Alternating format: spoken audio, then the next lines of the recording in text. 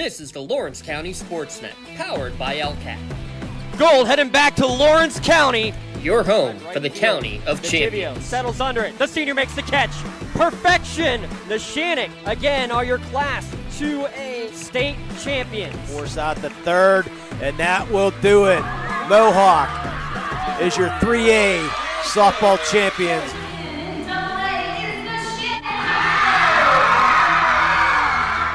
Buzzer's gonna sound. Union repeats as the Class 1A Wpial champions.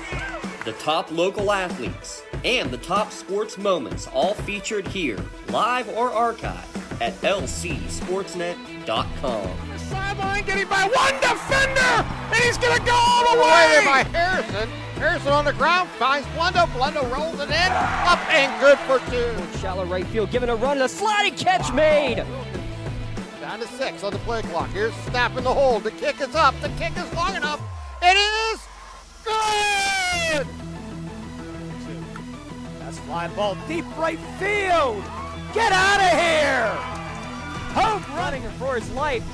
Throws it up for grabs. There's a man open. Touchdown. No way! Away from him, right back to Stanley from the seat of his pants, and he throws it off the window and in. Featuring over 100 broadcasts of county events in over a dozen sports. Your voice for Lawrence County sports. The gold ball headed home to Newcastle. This is the Lawrence County SportsNet.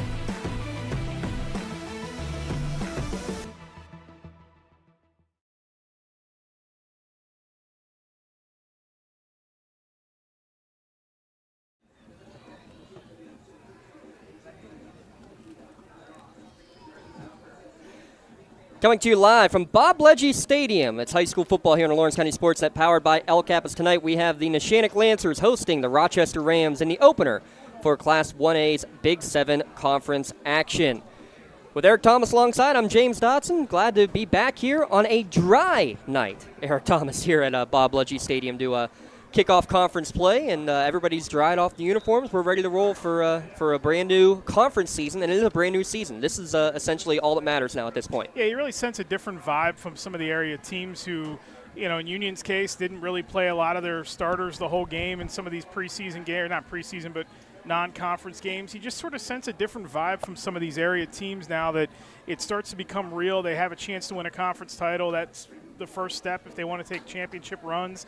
That's the first step in it. So for this game here tonight, it's a relatively new opponent for Neshannock. They haven't played Rochester since 2015, a game that they won by 6. This is the first step that they have to take. They're still state ranked. They need to break off the dust from last Friday's loss to Elwood City.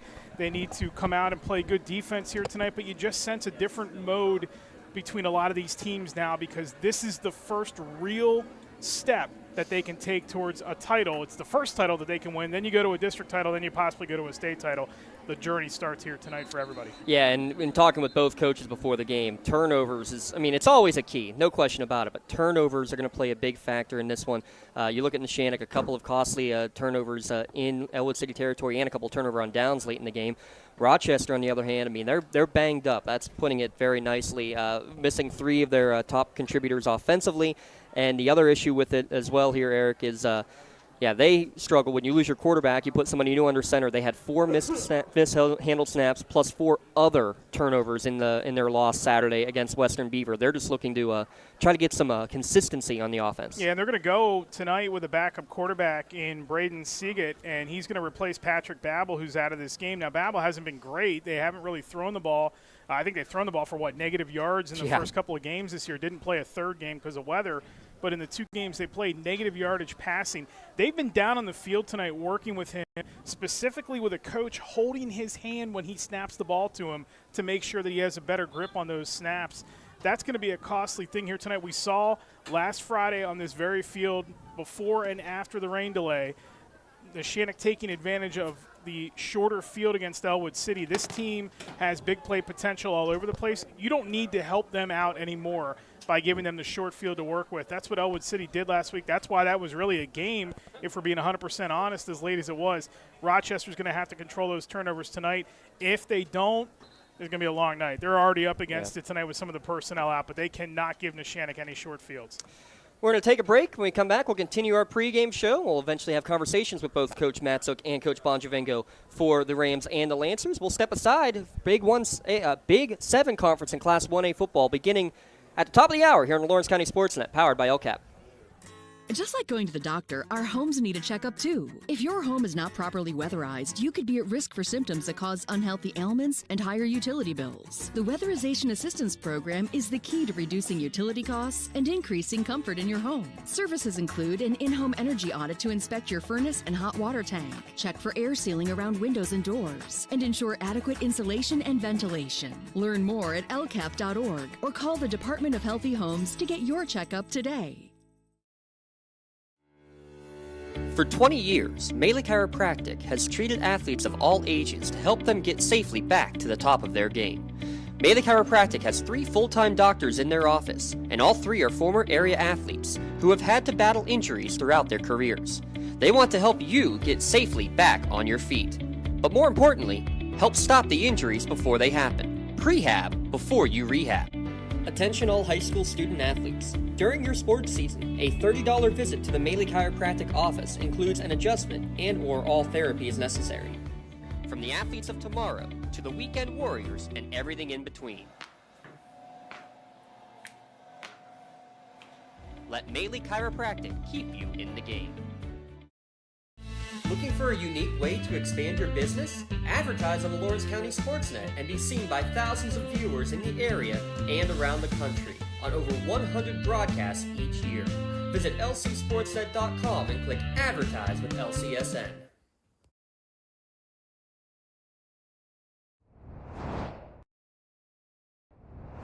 When the high school season heats up, make sure you have the best gear to support your school.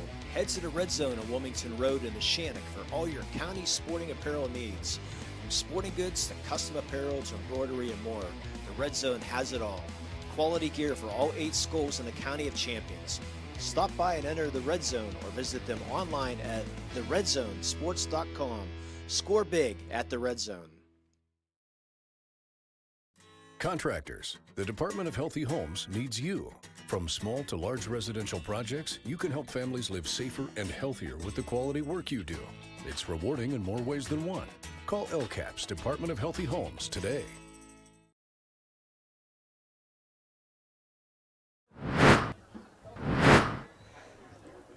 Neshannock against Rochester coming up at the top of the hour. Tonight's broadcast on Lawrence County SportsNet and the Trib Live High School Sports Network. It's brought to you by Melee Chiropractic, by MVP Insurance, by Penn Ohio Bottled Water, by the Newcastle Transit Authority, by the Red Zone, by Medore Bonner Law, by Gem Builders Incorporated, by Pontius Insurance, by Works in Progress Paint Services, by the Crane Room Grill, by Joseph's Marketplace, by the City Rescue Mission, by Specialty Cookies by Lori Heights, by the Tri-County Principals Association, Something for Your Wall Photography, and the Lawrence County Community Action Partnership.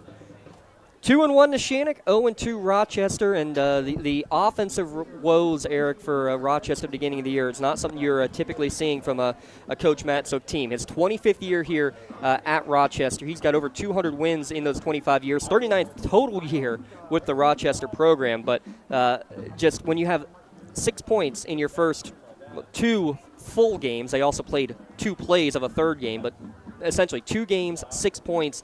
That's the 3rd lowest in the WPIL right now. Yeah, and they returned 6 starters this season, which were all massive contributors to last year's team. They have shown a toughness over the last 4 years that not many WPIL teams have had to show, and that's because they've lost so many key pieces over the last 4 seasons. In fact, they've lost their starting quarterback.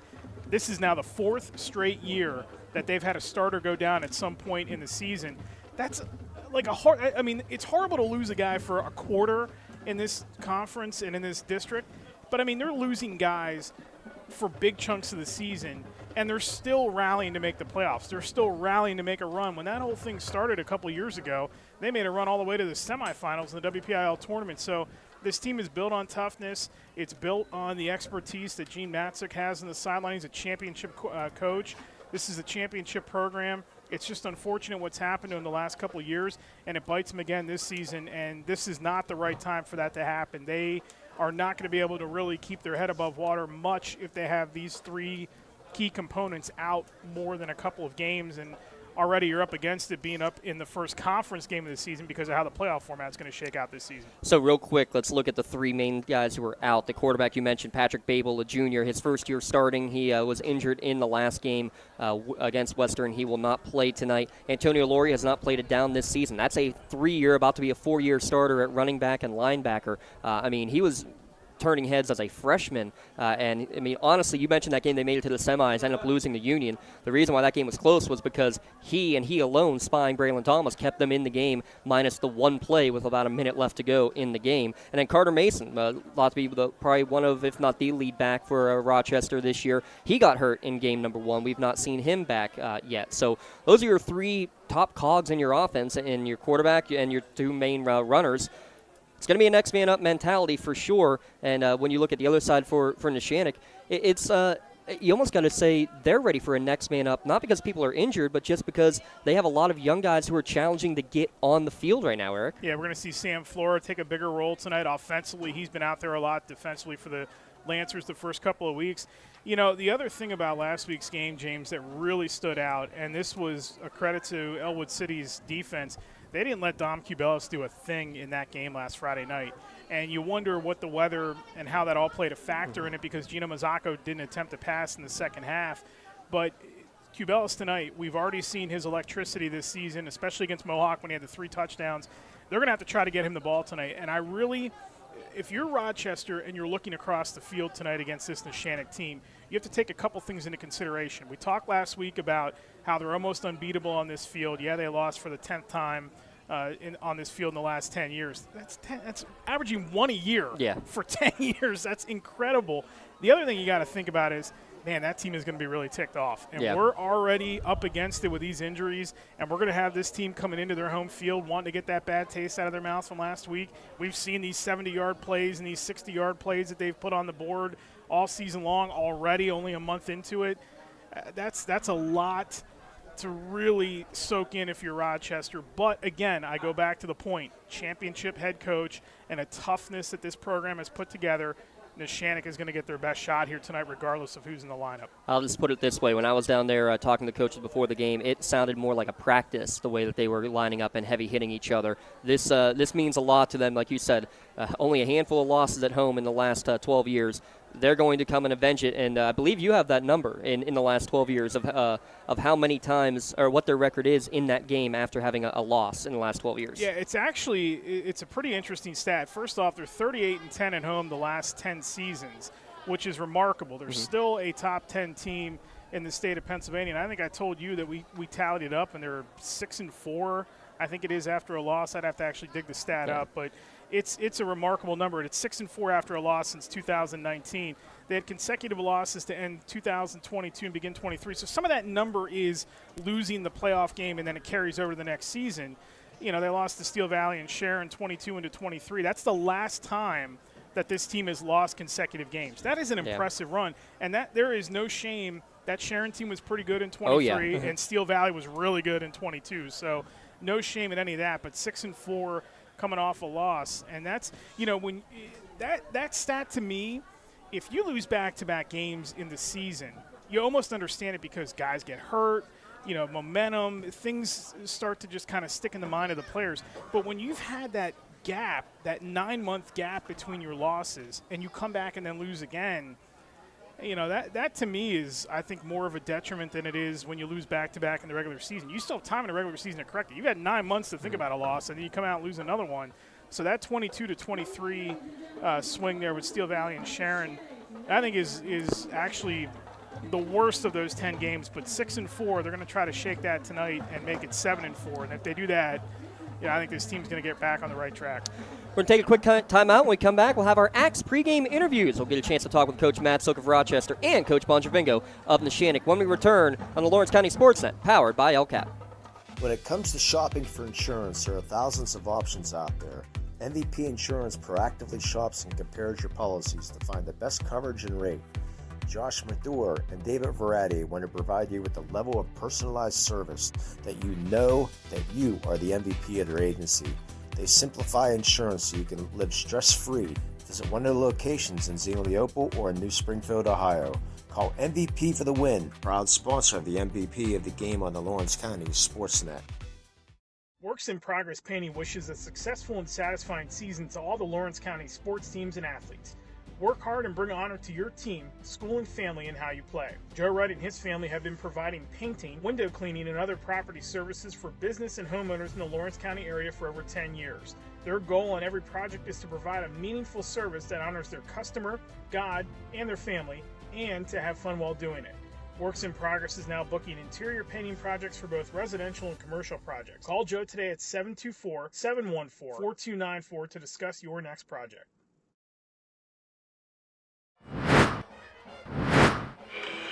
All right, back here on a pregame show to talk with Coach Gene Matzook for Rochester. Hey, Coach, beautiful day. We were just talking. It's been 10 years since you've been up here at Neshannock. It's fun to get this 1A rivalry back renewed a little bit here tonight. Yeah, it's hard to believe. 10 years. I thought it would seem like yesterday, but it's been 10 years. So it's nice to come back to the Tri-County. Graduated from up here.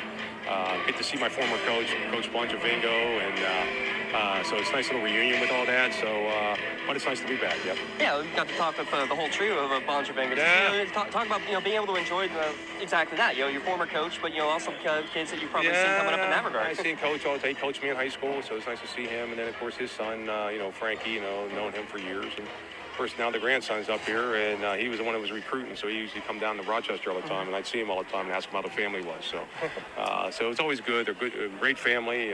It's good to see him. Great family you guys have with your football program each and every year, but obviously a rough start to the year. A lot of bodies banged up. Just talk about that next man up mentality that you got to have. That's what you got to have. Well, we've been through this. I've been here 39 years, so we've been doing this for a long time. So you get injuries, you got to overcome them. You know what I mean? And hopefully you can. And you got to take 1 week at a time and take the positives out of it and keep building on the positives and keep moving forward. Give me a couple of names of some of the younger guys who've had to step up, especially like in replacement for some of these guys. Yeah, Jason Clinton, he's one of our running backs. He's up and coming. He's doing well for us. We got Des Ledford, who's got great speed.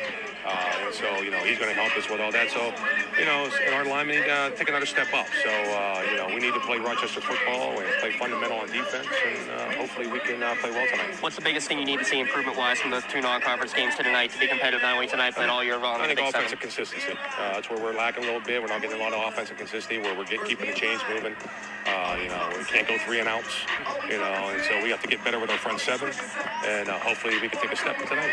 Good stuff, Coach. I appreciate it. All right, no problem. Thank you. That was Coach Gene Matzook of the Rochester Rams. As the Neshannock Lancer Marching Band with the national anthem, and we will let it continue for the playing of the alma mater in Mark Shaw's fashion. Always will play the alma mater here at Neshannock and let it play on lcsportsnet.com.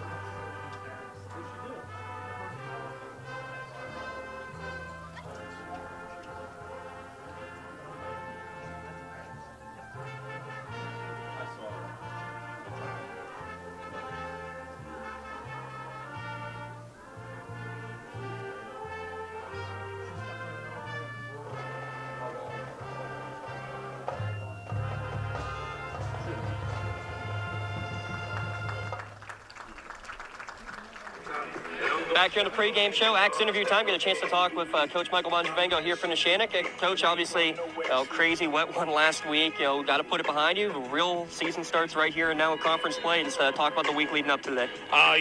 We challenge our kids to come back after a loss. It's always tough. It's either you're going to sulk in that or you're going to get better from it. And I think our kids really responded. They came out and worked Monday to Thursday. They really put in a lot of work, paid attention to detail. They know, it's conference play now and it matters a lot. I'm not saying those other 3 didn't matter. They did. That helps us in the long run. But, they know what's in front of them. Still, our goal's still the same. It hasn't changed, and I was happy the way they answered the bell this week at practice. So we're excited to see what product they put on the field tonight. Obviously, the passing game suffering with some wet weather. Is that a point of emphasis to try to get a little more balance this week compared to last? Yeah, absolutely. I mean, everybody knows that, obviously 1-3 of those guys, all those guys can run the football, but we got to be able to throw the football. We got to be able to loosen defenses up, take a little pressure off our big boys up front. Gino, once again, came in, studied with me, talked to me a little bit about our passing game. He feels confident in his throwing ability, so I'm excited to see what he can put out here tonight. Just got to play a clean game. Can't turn the ball over down in the red zone like we did last week. We need him to stay level-headed and do what he does, and hopefully get the ball to the guys that are open, right? We talked at the beginning of the year about your kids becoming students of the game. How do you feel they're developing in that? Well, it's funny. Myself and Coach Oliva, we played together in high school. So my senior year, we kind of had a transition in offense, and we were not very good. We were 0-3 to start my senior season. Coach Oliva really compared it to that time. Like, hey, we were teaching a new offense, but these kids really adapted. We gave them a quiz this week. So I really do think it's starting to click, I guess we could say it that way. They're really paying attention to detail, really learning the ins and outs of what we want in our schemes, and I think we're getting there. We'll see tonight. Who got the A+ on that quiz then? Ironically, it was Gino Mazzocco. He aced it, which I was proud of Gino. Obviously, being our quarterback, he knew everything. Mike DeSanti was another big one up there, and Connor Flannery. Those three were our top 3 scorers on our quiz, so hopefully that, shows production here tonight is knowing their assignments and getting on guys. One final question, Coach. Rochester tonight for the opener. Obviously, they're pretty banged up. There's a lot of question marks of what to expect. How do you prepare when you don't know exactly who you're going to be seeing on the field? I always say it's us versus us. We always tell our guys that, us and the staff, we say it's us versus us every week. So we got to get better. We got to learn. We got to prepare for an opponent no matter what. Yeah, we can look at their schemes, look at their tape, and try our best to simulate that in practice. But we all know that never goes that way. So our guys, we just got to get better, focus on ourselves, and do our job. And whatever the defense or offense throws at us, of Rochester, we're going to be ready for it. Whoever's playing, we're ready for the challenge. And we know Rochester's a physical football team. Coach Matzook's a great coach. He gets the best out of his guys no matter who's out there. So we got to come ready to play tonight because they'll smack us in the mouth if we don't. Good stuff, Coach. Go get them. Appreciate you. Thank you. Thanks. Keys to the game, starting lineups, and opening kickoff here from Bob Ledgey Stadium. When we return, conference play opens. 1A Big 7 Conference when we return on the Lawrence County SportsNet, powered by LCAP. Right now, someone very special needs your help. This is Jack Lynn, CEO of City Rescue Mission. No one is beyond God's love and care. One person's life can affect another. Though you may never meet this person, you can make a difference in his or her life. Hurting men and women in our community desperately need food, shelter, and physical and spiritual care. Some are struggling with abuse and addiction. They feel alone, unloved, and forgotten. Individual, caring people provide their hope. You can help change the lives of men, women, and children. Visit cityrescuemission.org and help us today.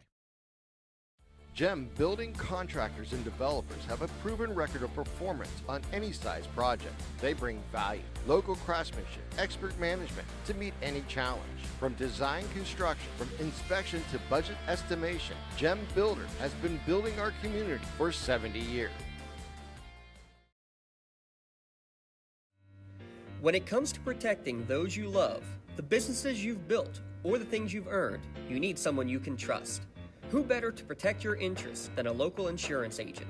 Pontius Insurance is a team of local agents helping local residents in Lawrence County and surrounding areas, specializing in auto, home, business, and life insurance. Come see Dan Pontius, Jessica Dix, and Tracy Giddings and the rest of the team at Pontius Insurance and receive the personalized service you deserve.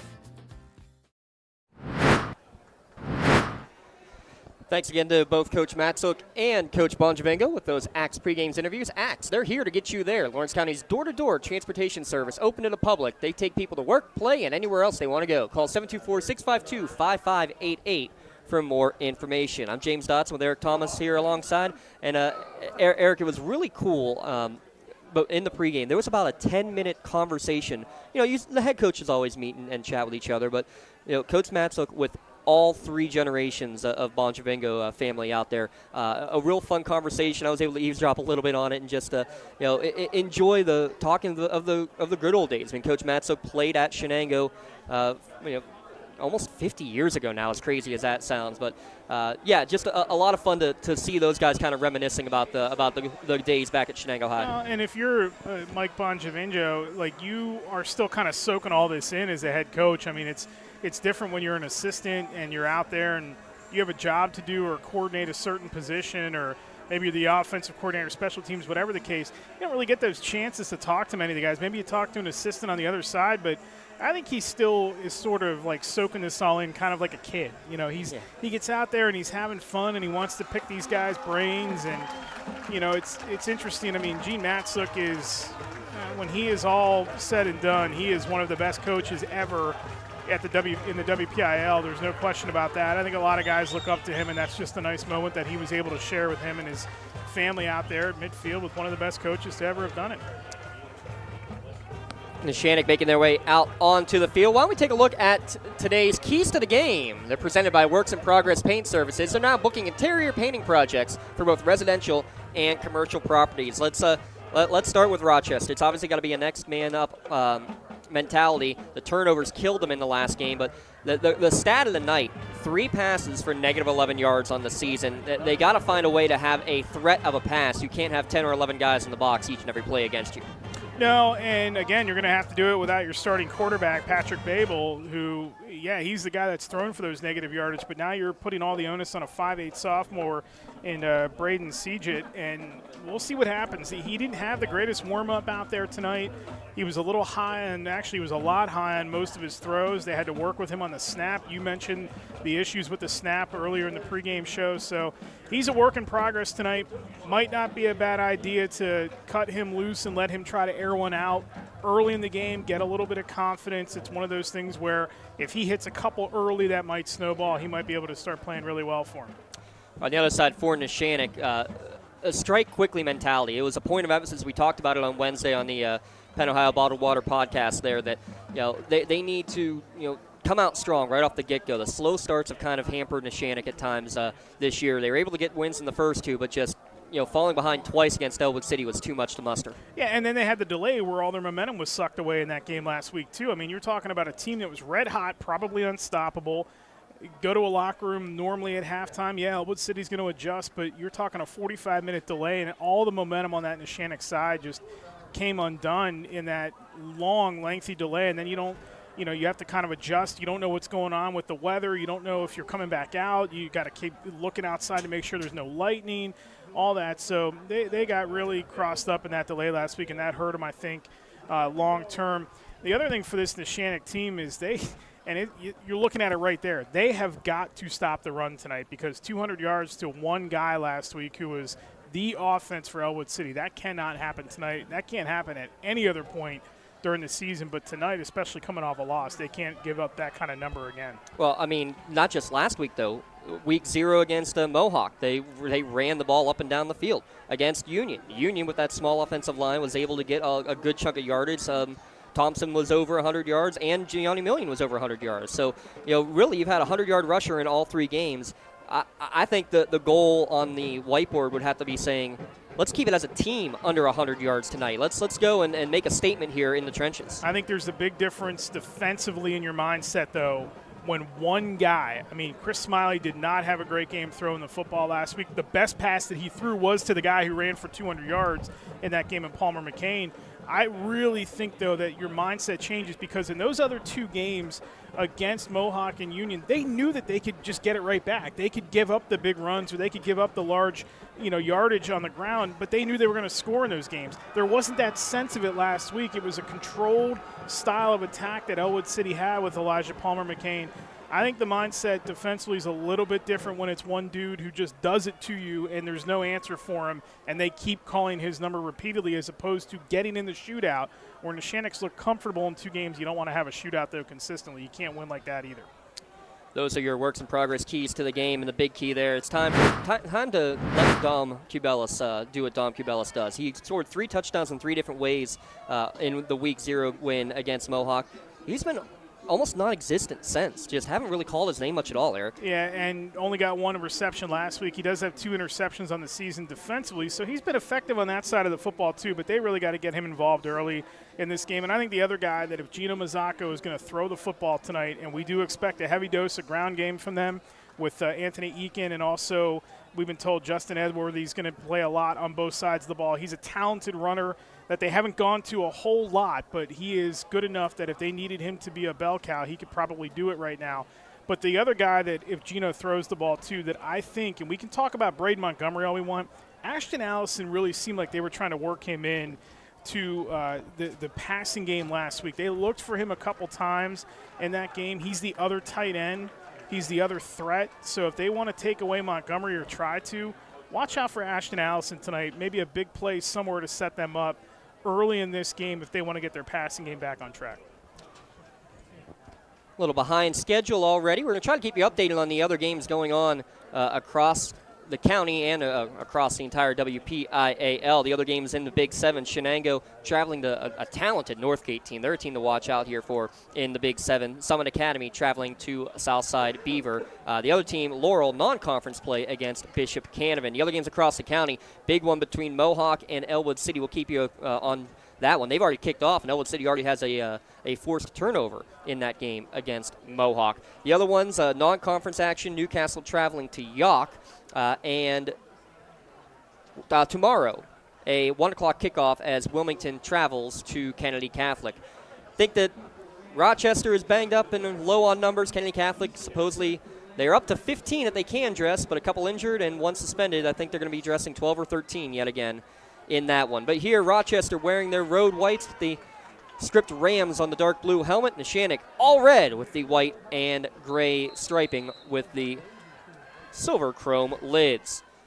Neshannock will get first possession. Ball booted away. End over end kick is going to be bouncing in front of and taken by the freshman Edworthy, one of the Upmans at the 25-yard line. Breaks through 2, 3, 4 tackles before he's finally knocked down at the 31-yard line. Already seeing the respect for those deep guys, those return guys. Cubelis back there, one of the return men. And that's what Elwood City did last week too, James. They tried to kick it away from him, keep it away from him as much as possible. In fact, Elwood City last week was content with just kicking the ball out of bounds and giving them short field or starting field position at the 35. Why not? You take away the big play, just give them the 35 and try to stop them defensively. We'll get you the full starting lineups here, your Crane Room starting lineups here after this first down play as Gino Mazzacco leading the way, 10 total touchdowns on the year for the junior quarterback. That's Aiken to his left. Play action. Looking to set up a screen early, and Aiken's got some room in front. Makes one man miss, but then not too much on that one. Just a 1-yard gain. Looked like there was more room, but the throw maybe a little bit off target, slowed down the momentum. Yeah, there was a well-designed play to leak Aiken out to the flat there, get the ball to him. Really wasn't designed to go downfield. They tried a little motion there with one of the other receivers and really wasn't a threat to go anywhere else. Mazzacco was looking all the way, but that was well defended. Second down and 9 after that 1-yard completion, and nowhere going on this handoff for Aiken. Maybe fights forward for a yard, but that's it. It's going to be third down and long. Let's get those starting defensive players for Rochester. Javen Hemer, Lucas Pierce, and Tristan Siebert expected on the defensive front. You'll see Hunter Henschley and Jason Clinton as the linebacker position. Logan Lyons, Nathan Bills also at the linebacker. Thomas Henry, Braden Seagate, and Isaiah Rice in the secondary. The Lions just had the tackle, too. Good stop, step right up in the box and contacted Aiken right away. Third and long going down the field towards the far sideline. That one looked like it slipped out of the hand of Mazzacco. Nowhere close to the intended target on that one. That was Chris Wozniak, the nearest receiver, and Neshannock will go 3 and out, so much for striking early. Yeah, a little timing off there, too. Mazzacco looking down the field, and Wozniak's a guy that they haven't really gone to early in the season. They have him out there tonight on this opening set, gets the start tonight. That's good to see that some of the younger players continue to work their way in. He's a junior we haven't talked about much, but timing just a little bit off in the route, and I think you're right. Mazzacco just didn't grip that all the way and get a good throw behind it. Ashton Allison will boot it away. Lone return man is the speedy number 7, Desmond Ledford. It'll bounce well in front of him and will be downed after a nice roll for Neshannock at the 27-yard line. So let's take a look at the Crane Room starting lineup for Rochester. Grab a seat at the bar, dining room, the loft, or outside of the patio. There's plenty of room at the Crane Room where you can place a to-go order, 724-656-1553. We expect to see Braden Seagate at the quarterback position. We also might see Logan Lyons and Des Ledford taking some Wildcat snaps at times as well. Thomas Henry and Jason Clinton as the 2 main backs. Logan Lyons also as a fullback as well. Javen Hemer, Hunter Henschley are the tight ends. Nathan Bills as a wide receiver. Lennon Miller, Lucas Pierce, Cole Poplin, Jalen Stewart, and Tristan Siebert are the linemen from left to right. First and 10 with 10:37 remaining in the opening quarter. Handoff out of that T formation, breaking through a couple of tackles and getting almost into the open field was Jason Clinton for a 6 or 7-yard pickup. That's a good job by Braden Montgomery to stay with the play because you're right. He had all kinds of space in between. Interestingly enough, we talked about the personnel for Rochester tonight. Babel being out, but Seagate is going to be out here on this play, so we're going to get a new quarterback right away, and it looks like it's Desmond Ledford who's going to take the snap. They also had Nathan Bills working as their number 2 quarterback in the warm-ups tonight, and it's going to be a Wildcat snap, so here we go right away. Des Ledford gets the snap, trying to come to the near side. He's forced outside by Montgomery, and then help is awaiting. A help aplenty, as it's finally going to be dragged down by the combination of Montgomery, Schaefer, and Aiken, but it all started with Braden Montgomery forcing them away. Well, and Schaefer made a play. He had the first crack at him, and I think slowed him up just enough. And then the rest of the defense was able to react to it. Neshannock not really fooled that time, and we're going to get our third quarterback on 3 consecutive plays here, it looks like. No, I thought so too, but it looks like getting that right at the sideline is Seagate. Yeah, now he will come in. After an 8-yard run on first down for Jason Clinton, a loss of 7. They mark it all the way back to the original line of scrimmage, so a loss of 8 on Dez's first carry. They all wear wristbands, James, too, so anybody really can be an interchangeable part because they can just look right down on it and see what Gene Matzook and company are going to call. Neshannock, well, what Coach Matzook calls is their first Pontius Insurance timeout. Visit pontiusinsurance.com and request a quote for auto, home, business, or life insurance. Let's look at that Neshannock defense. In the secondary, Brady Frasso, Hayden Tatterson, Anthony Eakin, Dom Cubelis. You'll see Sam Flora in there as well. Braden Montgomery, Ashton Allison, and Ethan Bayman, the starting linebackers. And on the defensive line, you'll see Joe Veronese, Tony Parada, Connor Flannery, and Michael DeSanti. It was fun talking in that pregame about the X's and O's and asked Coach. He gave them a quiz earlier in the week about being students of the game and some of the things that they're trying to preach. And he gave a couple of names that aced the test. One of them being Michael DeSanti on that defensive line. You expect your quarterback Gino Mazzocca to ace it, but having a lineman be a student of the game is pretty impressive too. Well, and also an offensive lineman, and we didn't mention it on Neshannock's first possession, but they have switched some of those spots on the offensive line up too. But that speaks to the intelligence that these players have. I mean, I know you're really versed at all the positions, and a lot of these guys might have to adjust to what position they play at the next level. But when you can switch them around when you're having success in season, that just speaks to their intelligence level as a football player as well.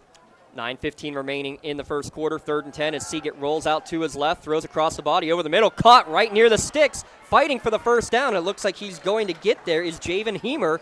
Still negative yards total on the year, but how about that? A positive play from your backup quarterback. Yeah, and how about moving the pocket, too, so he didn't necessarily have to stand there and the Neshannock defense couldn't tee off on him. And good job by his tight end, Hemmer, to get right into the middle of the field, find a space. Everybody's keeping their eyes on Seagate and where he's going to roll out and throw to, and Heemer just waited for it right in the middle and got the first down. So to go from spread back to the power game, this is what you see with Rochester, and it's what they do best. Second man through is Clinton on the left side, breaks through a couple of tackles, still dragging bodies forward. Man, first carry for 8 yards. This one's going to go for 6. Big man eating here early, Jason Clinton. You're seeing a lot of guys come off the pile for Rochester, too, with a little pep in their step here early on. And that's one thing you have to be very careful with. And we talked about the toughness of this team and the pedigree that their head coach has. But if you give them any kind of room to work, any momentum, a team searching for it, desperate for it right now, they seem like they're ready to pounce on any kind of opportunity they get early in this game. T formation, Clinton gets his 3rd carry, this time gobbled up immediately. First man there was Joey Veronese. Stops him for a short gain. It's going to be 3rd down and 3, but this is on schedule, exactly the way Rochester likes it to work. Yeah, they don't mind using all 3-4 downs in a drive and a possession. It's by design. They've always done that. I mean, they have had some talented athletes come through this program. Some of those battles with Southern Columbia in the state finals, man, in the late 90s and the early 2000s, where they were fun to watch. That was just power on power football, but that's been their pedigree under Gene Matzook almost the entire time he's been there. 3rd down and a short 3. Again, they're going to go T formation. Lions in between Henry and Clinton. They're going to bring Henry as the motion man. I think we just got our 2nd timeout called by Coach Gene Matzook. 25th season for Coach Matzook, a 215-75 record. So this is game number 291 for the Shenango graduate. Again, as a head coach, Coach Bonjavingo, only game number 4 under his pedigree. But it was also fun talking about that because when Bonjavingo was an assistant coach at a couple of the local colleges, he would be down recruiting all the time at Rochester. So it was fun to hear that perspective from both Coach Bonj and from Coach Matsuk about the relationship they've had as college coach and high school coach on the recruiting front. And Coach Bongevinger even told me he recruited Antonio Lori's older brother, who is playing now at Marietta. That's an interesting storyline there. By the way, Gene Matsuk wasn't, I'm not sure if it was his offensive coordinator, but one of his assistant coaches he looked over to and kind of expressed some frustration with the play call not getting in on time. He's already had to burn 2 timeouts. He didn't play 5 minutes of this first quarter yet. And they got a good drive going here and don't want to stall their own momentum, but he had said that he turned and looked at his assistant and kind of gave the let's go, let's get this thing hurried up here, let's make sure we're on time and running this stuff without having to waste these timeouts. This time it's going to be Clinton, the man in motion, and there's a bobbled snap, and it's going to be Neshannock to fall on. Actually picking it up is Tony Parada. He's fighting forward. He wants to go to the end zone, to the 15 before he's finally dragged down from behind. It looked like Montgomery had just fallen on it, but instead Tony Parada picks it up and rumbles his way to the end zone. Yeah, they never had a shot to get that snap clean. That was not a good exchange whatsoever. And Seagate, we talked about it in the pregame. They worked with him specifically at keeping his hand still, the top hand still on the snap. They think he's maybe pulling that away too early, and that's why he's not been able to hang on to some of these snaps. They worked on it specifically for 10 minutes in the warm-up tonight, and it comes back to bite him right away in this game. How about the big fella rumbling down the field? Parada, that's 283 pounds rolling downhill. God love anybody trying to stand in front of that and stop it. Big credit. I didn't catch who it was who did come back and make the tackle. It was either 23 or 24, Henry or Clinton, who came all the way back to at least force Neshannock's offense back out onto the field as Aiken will get the handoff on the right side, falls inside the 10, down to the 9 for a pickup of 4 as Neshannock has entered the red zone. Make sure you stop by the red zone, just a couple minutes up the road here in Neshannock Township. And remember, Spirit Sales can help raise big money for your organization. Just fill out a form. The red zone does the rest. Aiken thought he had more room to run there, and that door slammed shut pretty quick. Nathan Bill's one of the guys that moved up to make the stop. Ozaka looking to pass, man, wide open in the end zone. Ashton Allison, reservations for 6, and there was nobody within about 5 yards of him. The Lancers strike first on Allison's first touchdown catch of the year. Well, and they had Montgomery on the same side of the formation, both tight ends. Nobody was around either one of them. He could have chosen which one he wanted to go to. Somebody forgot to go with Montgomery. You got to pay attention to their top tight end, but there's the guy that we talked about in the pregame show, Allison. Pay attention to him because he is sneaky good, and that time nobody on Rochester did. Easy pass, easy catch, easy 6 for the home team. Nick Bender on to attempt the extra point, and it's either going to be from the 1.5 or from the 8-yard line. They're going to call encroachment against Rochester. So a 2-play, 13-yard drive. Do you go for 2 here? Generally, when you move that ball inside the half-yard line, a lot of teams would opt to do it. You know, if they had run better on their first 2 or 3 attempts, I think they might have. If they had a power game kind of like Rochester does, I think they might consider it. But they're going to elect to trust their 3-sport athlete all in the fall in Nick Bender. Cross country, soccer, and booting this extra point right down Broadway. 7-0 Neshannock leads, 6:34 remaining in the first quarter. We'll be back in a moment. It's the Lawrence County SportsNet, powered by LCAP. From high school to the pros and everything in between, you're listening to City View Sportscast, part of the iMedia One network.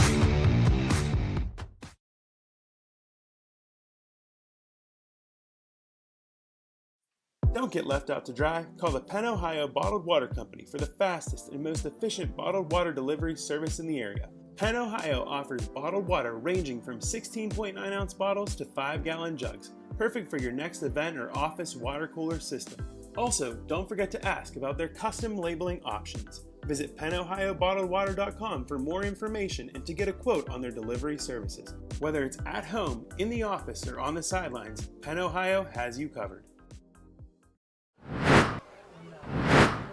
Here's a quick Joseph's Market drive summary for a quick drive. Just 31 seconds after the fumble recovery by Tony Parada. The 9-yard touchdown pass from Gino Mazzacco to Ashton Allison. 7-0 Neshannock as we approach the midway point of the opening quarter. Yeah, we just talked in our break, too, about the 2-point try and kicking the extra point. We forget sometimes, at least I do. Nicholas Bender, get him the reps. Let him kick and get him the experience because they may need that down the stretch. Big hit by the freshman Headworthy coming off the edge on that kick return as it's Jeff Measle who does the kickoff duty. He's also kicked a couple of extra points on year as well. And oh no, that's the last thing you want to see. Another injured Rochester player on the ground. That's freshman Jaden Rosado writhing in pain, working on that knee. Didn't see what happened to him there, but they can really afford to lose anybody, even on special teams. You know, we've talked already tonight about Edworthy, and we've also mentioned Sam Flora's name too. I really think that this program is in pretty good hands when you have those two talented freshmen that they have gone to early in this season. I mean, that you're talking about. Bonjavenjo had said at some point during the season that we would see Sam Flora, and then he just said, look, this kid's getting the experience. He's not really a freshman. He doesn't play like a freshman. We can kind of rely on him. But now we're talking about Justin Edworthy. Those two being the pillars of this program going forward, man, it's great to see them getting the experience early. While they tend to the injured Rochester player, Jaden Rosado, let's take a quick time out. We'll be back in a moment. Neshannock leading 7-0 midway through the opening quarter here on the Lawrence County SportsNet. It's powered by LCAP. When it comes to shopping for insurance, there are thousands of options out there. MVP Insurance proactively shops and compares your policies to find the best coverage and rate. Josh Madur and David Verratti want to provide you with a level of personalized service that you know that you are the MVP of their agency. They simplify insurance so you can live stress-free. Visit one of the locations in Xenopal or in New Springfield, Ohio. Call MVP for the win. Proud sponsor of the MVP of the game on the Lawrence County SportsNet.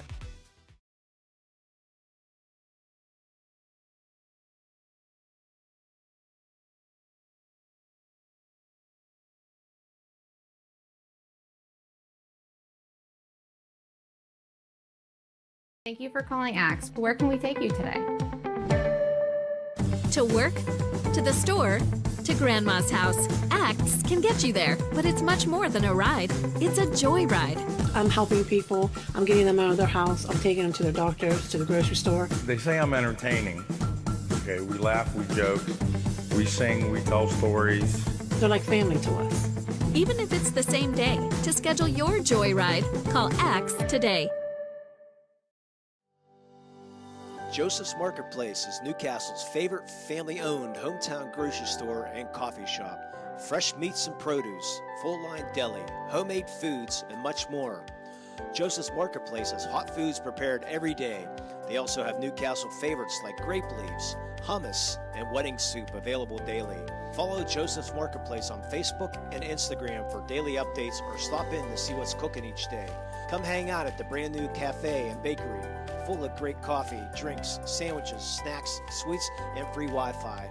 In a rush? Go to josephsnc.com and place your cafe order online. Joseph's Marketplace, family owned and operated since 1915. 6:24 remaining in the first quarter. Back to the action. They're going to go pitch to the far side. Trying to get to the edge is the speedy Desmond Ledford, and he's going to spin away from one tackle, but not from the other. Be a gain of 1 on the play. Rosado was able to get off the field with some assistance, but definitely was hobbled on that left leg. 2-yard gain there for Ledford on his second carry of the game and second carry of the year. Nice spin move to get away from traffic initially. I mean, I think at least early on, James, you see the pieces for Rochester. They just got to put it together. I mean, they have the formations, the offense they want to run, the personnel. They just got to put this thing together now. Power game this time for Clinton up the gut. Bounce to the left side. He'll gain another 2 or 3 yards. It's going to be a third down and about 6 to go with 5:30 remaining in the opening quarter. Jason Clinton's been the nice addition to this team. Again, if you're just joining us, quarterback Patrick Babel out, injured. Antonio Laurie out, has not played all year. That's a 4-year starter at running back. Carter Mason, the number 2 back expected for this year. He's out with an injury. He's got the only touchdown of the year right now for Rochester, and he's one of 3 starters that are in street clothes here tonight. In fact, Antonio Laurie is the team photographer this evening. You got to be contributing somehow, right? Rolling out to his right this time is Babel being chased. Throw back. Good job coming back to the football and getting his first catch in the first down. Nathan Bills, the senior.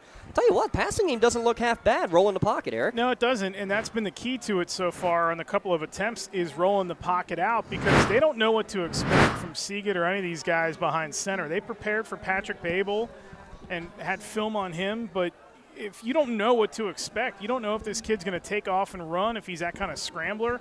And they've done a really, really excellent job of moving that pocket around, and the receivers just finding space. Everybody's paying attention to what Seagate's going to do, and then he's rifling the pass over the middle and finding guys in open room. That was a pickup of, I believe, 15. We'll confirm that in a second as another run up the gut and moving the pile, and still moving the pile on the carry is Thomas Henry across midfield. Pickup of 8 for his first carry of the night. Offensive line up front doing its job early on, and this is a pretty well matched up front offensively for Rochester against Neshannock. Maybe a little bit in terms of size up front with Tristan Siebert, who's 250. He's the right tackle for Rochester. And obviously you have Parada, who's pushing 300 pounds, but it's a good matchup up front. It's pretty even across the front for Rochester. They have to feel like they found something in this matchup early where they can move the football. Logan Lyons, the fullback, right up the gut. He's going to get pushed backwards, but forward progress will be enough to move the chains for the first down. Yeah, not a great run because Neshannock's defense does its job there, but enough to get the yardage.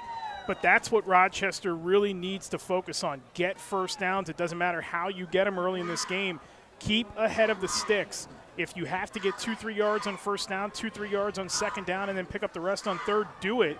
But they're really being effective. It's starting up front with the offensive line. It's moving the pocket out, and it's interchanging these guys who are going to carry the ball. Talk about Logan Lyons. His brother Parker Lyons is that quarterback for the last 4 years that you were alluding to. Couldn't stay healthy for a full season. Kind of similar to what you're seeing with Sam Patton at Shenango as you get the 5th carry of the game for Clinton off the left side. 4-yard gain there. So 8, 6, 2, 2, and 4 yards. He's moving forward every time. That T formation, very difficult. A little misdirection, almost kind of like a wing T at times. Yeah, and what makes it so effective is you have no idea who's going to carry the ball.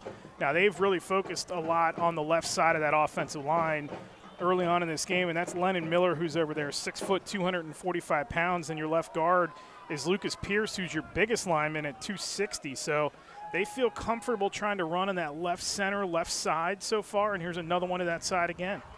Again, moving the pile forward. He's going to be close to the line to gain. It's going to be just short, it looks like. 3rd down, less than a yard to go. And that's, again, the effective side. You see Ashton Allison a little slow to get up after the play, but that's been the side. It's your biggest offensive lineman on that side, and then you throw your center in there, Cole Poplin, who's only 175 pounds, but he's been able to get a little bit of push, too, when they've run to that kind of left center side of the offensive line. They're finding room against that Neshannock front over on that side of the field. I would expect them to keep pounding it. No surprise. They go double tight, and their most physical tight end's the one that lines up on that side. Clinton will get the carry, trying to wait, patient, and patience will pay off. He finds the little hole he needs. Just needed 1. Actually didn't even need 1. Needed a half yard. Picks up 2 and moves the chains again. And see how you can control the pace here? I mean, that goes without saying. When you run the football, you control the clock, you control the momentum of this game. But it's not only running the football, it's running the football and getting, again, the 3 yards, the 4 yards, the necessary yards to gain to move the sticks. It's all that effectiveness that comes together, and you pull all that momentum on your side. They get a late sub in here for Neshannock as they're trying to run out Joey Veronese, who is going to somehow quickly – he didn't even get set. And he's the one who's there first to try to make the tackle, but still bouncing off of more tacklers. Clinton's just having a field day right now. Yeah, he is. He's picking and choosing, and again, left side of the line. How many times have they – it's when they move the pocket out, Seagate's run to each side when they move the pocket. Right side was the last time when he threw the football. When they've run the ball here early in this first quarter, this first half, it's all been left side of the offensive line. That side over there is really doing its work. Pierce, we mentioned already, I mean, he is a load over there. And then you got your right tackle in Miller, who's 245 pounds. That is a lot of manpower over there. Bouncing off of first tackle, actually off of his own man, is Logan Lyons. On the 10th play of the drive, he's going to move the chains with another solid pickup. Yeah, didn't get a lot of push there with Clinton, but then what does he do? He bounces off of Clinton and he goes out to the left side again, sneaks in that little left center side. Under a minute to play in the opening quarter here, Eric. This is already 10 plays and over 6 minutes off of this drive. Controlling the clock, controlling the momentum, good pace of the game, trying to wear down that front for Neshannock. You see him scrambling, trying to get guys in there defensively to try to help out up front. Down to 15 on the play clock, 14 now on the game clock. They do have to run a play on 1st and 10 before the quarter comes to an end. Babel's going to pitch it to the far side, trying to get it to Ledford, and he's going to get ushered out of bounds by a couple of Neshannock tacklers after just a 2-yard pickup. And that's going to be how your first quarter comes to an end. Neshannock leading 7-0, but Rochester on the move. Big 7 conference opener action here from Neshannock. Back in a moment on Lawrence County SportsNet, powered by LCAP. Whether you're hosting a big party, it's family dinner night, or you just need a place to go and watch the big game, the Crane Room Grill is the place to be. Need that something special for your upcoming event? Ask about the CR Brewing Company's custom brewing options to give your big day that personalized touch that your guests will never forget. Visit craneroom.com to see their full menu, or call in your takeout order now at 724-656-1553. The Crane Room Grill and CR Brewing Company, a winning combination. Nominations are now being accepted for the LCAP Team of the Month and the LGKG Male and Female Athlete of the Month. Log on to lcsportsnet.com/awards to nominate your favorite team or athlete today. GEM building contractors and developers have a proven record of performance on any size project. They bring value, local craftsmanship, expert management to meet any challenge. From design construction, from inspection to budget estimation, GEM Builder has been building our community for 70 years. Or something. Second quarter coming your way. Neshannock leading 7-0, but Rochester about to go with their 12th play of the drive, as they are going to have 2nd and 9 from the 23-yard line. Our out-of-town scoreboard being updated as we go along. Yock leading Newcastle 7-0 in their game. How about this one? Laurel driving against Bishop Canevin. They're trailing 7-3, but Laurel playing tough here early. Again, another non-conference game for the Spartans here today. That's a monster game for Laurel. And, I mean, Bishop Canevin just absolutely pulled apart Steel Valley last week. Beat them by 4 touchdowns, I think. Just never was any in doubt. Bishop Canevin is back. We'll talk a little bit about the single-A state rankings here as the game goes on and some teams to keep an eye on. Third man through will get the handoff and moves the pile. Breaks away from the tackle. He's still going as Clinton inside the 10 down to the 8-yard line. 1st and goal, Rochester. Now, if we can see the replay, Javen Hemmer had a great block and stuck with it almost just had enough that he could have possibly gotten somebody in the back, but he kind of stood and stand pat there as Clinton worked his way through there. Excellent job of blocking by Hemmer. He is, again, from what I've seen, the most physical of the 2 tight ends that they run out there. He's been an asset in the run blocking for him early in this game.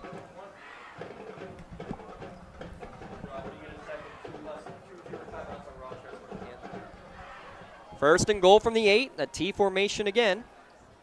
Lions right up the gut, not a lot of room, but trying to keep the legs driving. He's going to get 2 or 3 yards. In fact, no whistle yet. They're still going. Finally a whistle. He was never down. Yeah. The Neshannock player lost his helmet in the mix. That's Allison. But I'll tell you right now, James, he almost lost the football. I mean, he was hanging on to that thing in his hip pocket, trying to make sure it didn't pop loose. Nobody from Neshannock was able to recognize it. And then Allison going in low to make the tackle, lost his helmet. He's going to have to come out for a play. Another out-of-town scoreboard update. How about a 14-0 Elwood City lead over Mohawk? That game just beginning in the second quarter. That one you could arguably say potentially between 2 of the top 3 teams probably in that MAC conference in Class 2A. 2nd and goal from the 5 and whistle, and it looks like did somebody move earlier, or was Neshannock in the neutral zone there? They might have been in the neutral zone. Now the whistle will allow Allison to come back in.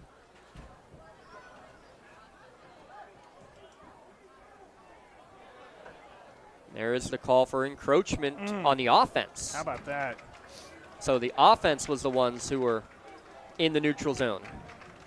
Can't move backwards if you're in this position that Rochester is in right now. You're somewhat limited with your personnel, backup quarterback, 3 guys maybe taking snaps tonight. You definitely have to cash in on this possession, but you cannot move backwards.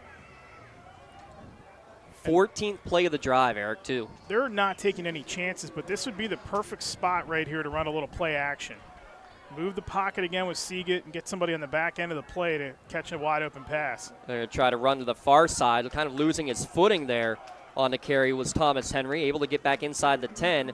Pickup of 1. It'll be 3rd down, goal from the 9-yard line, potentially 4-down territory. Don't know what kind of kicking game we have here at Rochester, but Seagate, hey, he's 2 for 2. He's got 2 first-down throws already tonight. I was just going to say it's 4-down territory. You read my mind because I'm not letting points. Listen, if I don't get in and I'm Gene Matzuk, I have to try every time to score 7. I have to think to myself at some point this team's going to hit a big play on the opposing side. You don't want to think that about your defense, but Neshannock's just too good. You have to maximize your chances at scoring. I think you use all 4 plays here if they don't convert this. And they do go power formation. I think Coach Matzuk just had to call his final timeouts. The play clock was down to 2. So no timeouts remaining for Rochester with 9:29 remaining in the first half. Coming up at the half, we will have our halftime show. We'll get you your Gem Builders and Constructors scoring recap. Take a look at some of the other scores. Of course, we'll have the full performances for both the Rochester Ram and Neshannock Lancer Marching Band. How about Laurel taking a 10-7 lead over Bishop Canavan in that one? There's your out-of-town scoreboard brought to you by the Newcastle Transit Authority. Boy, they could get a running game going tonight. Boy, wouldn't that be the perfect game to get that jump started against Bishop Canavan? So Canavan lost their opening game to Seton LaSalle, who is now the #1 ranked team in Class 2A. But then they destroyed Steel Valley last week. Was it 42 to 14? 42 to 6. Or to 6. And, wow. and I think, that Steel Valley team was expected to be a contender for a title. They probably still will be when all is said and done. But I'm not, some people are selling stock in them right now, and I don't know that that's necessarily a bad idea right now. 3rd and goal from the 9. Bobbled the snap. Able to get it, though, and hand it off to Henry, and you can tell by that play call they are thinking 4-down territory. Try to get a little closer, only 2 yards gained. Well, they're thinking 4-down territory here, but, when I said just a moment ago about running some play action, 3rd down would have been the perfect down to do it. You run the whole way down the field. Now you got to be thinking 4th and 7. Now you have to be thinking throw the ball. You got to get it into that red area, and, Neshannock's going to be looking for it. They're going to be dropping guys back in coverage. Maybe you can slip somebody underneath, but it's too predictable right now. So 4th and goal, they mark it at the 7. T formation. Seagate under center, play action. He's going to roll out to his right. He's going to throw it towards the flat. It's going to be bobbled, still going up in the air, and now finally makes its way. Actually, I believe caught there, Eric. It but was, yeah. Wow. Too congested of a pass. Neshannock is expecting to throw on 4th down. You should have come back with that on 3rd down. It would have been the perfect time to run it. On 4th, if you would have gotten that play, it would have been great to run it on 4th down when you're inside the 5-yard line. Instead, too much of a congested throw and a somewhat predictable play to throw it on 4th down. 8:39 remaining in the first half. So that drive, Eric, if I can do some quick math, 9 minutes and 45 seconds off the clock on 15 plays. But no points on the board. But they do have Neshannock now stuck deep inside their own territory, starting at the 5-yard line. Mazzocco in the pistol. He's going to hand to Aiken, trying to stretch to the near side, and he's going to be dragged down hard after a short gain. Dragging down on the tackle is Jason Clinton. Got that head of steam, and then Clinton made a beeline right for him and shut the door on it. We're seeing the replay right there. That's the end of the play, and you just saw that congested area back on that 4th down throw by Rochester. You're throwing two of your own guys are over there. You have 3 red jerseys over there. I'm just not understanding why you don't try to do that play action on 3rd down. That's a big-time missed opportunity for this Rochester team.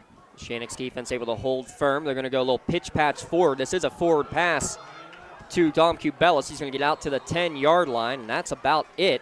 Trying to get to the edge, but stretched out well by the Rochester D. Yeah, well read that time by Lyons and also Hemmer, whose names we've called a ton here in this first half. They're focusing on Cubelis, and that's why I think I said earlier about going to Allison. He's a guy that you look for in those spots. Cubelis is somebody, though, they really want to get the ball in the hands of, and they're trying to come up with different ways instead of just a deep pass, a little pitch pass to him, but cut off well in the end. 3rd and 5, throw to the near side, floating over the top, able to get it to his tight end, Montgomery. He's got the first down out to the 25, trying to rip it away at the end of the play. There was number 23.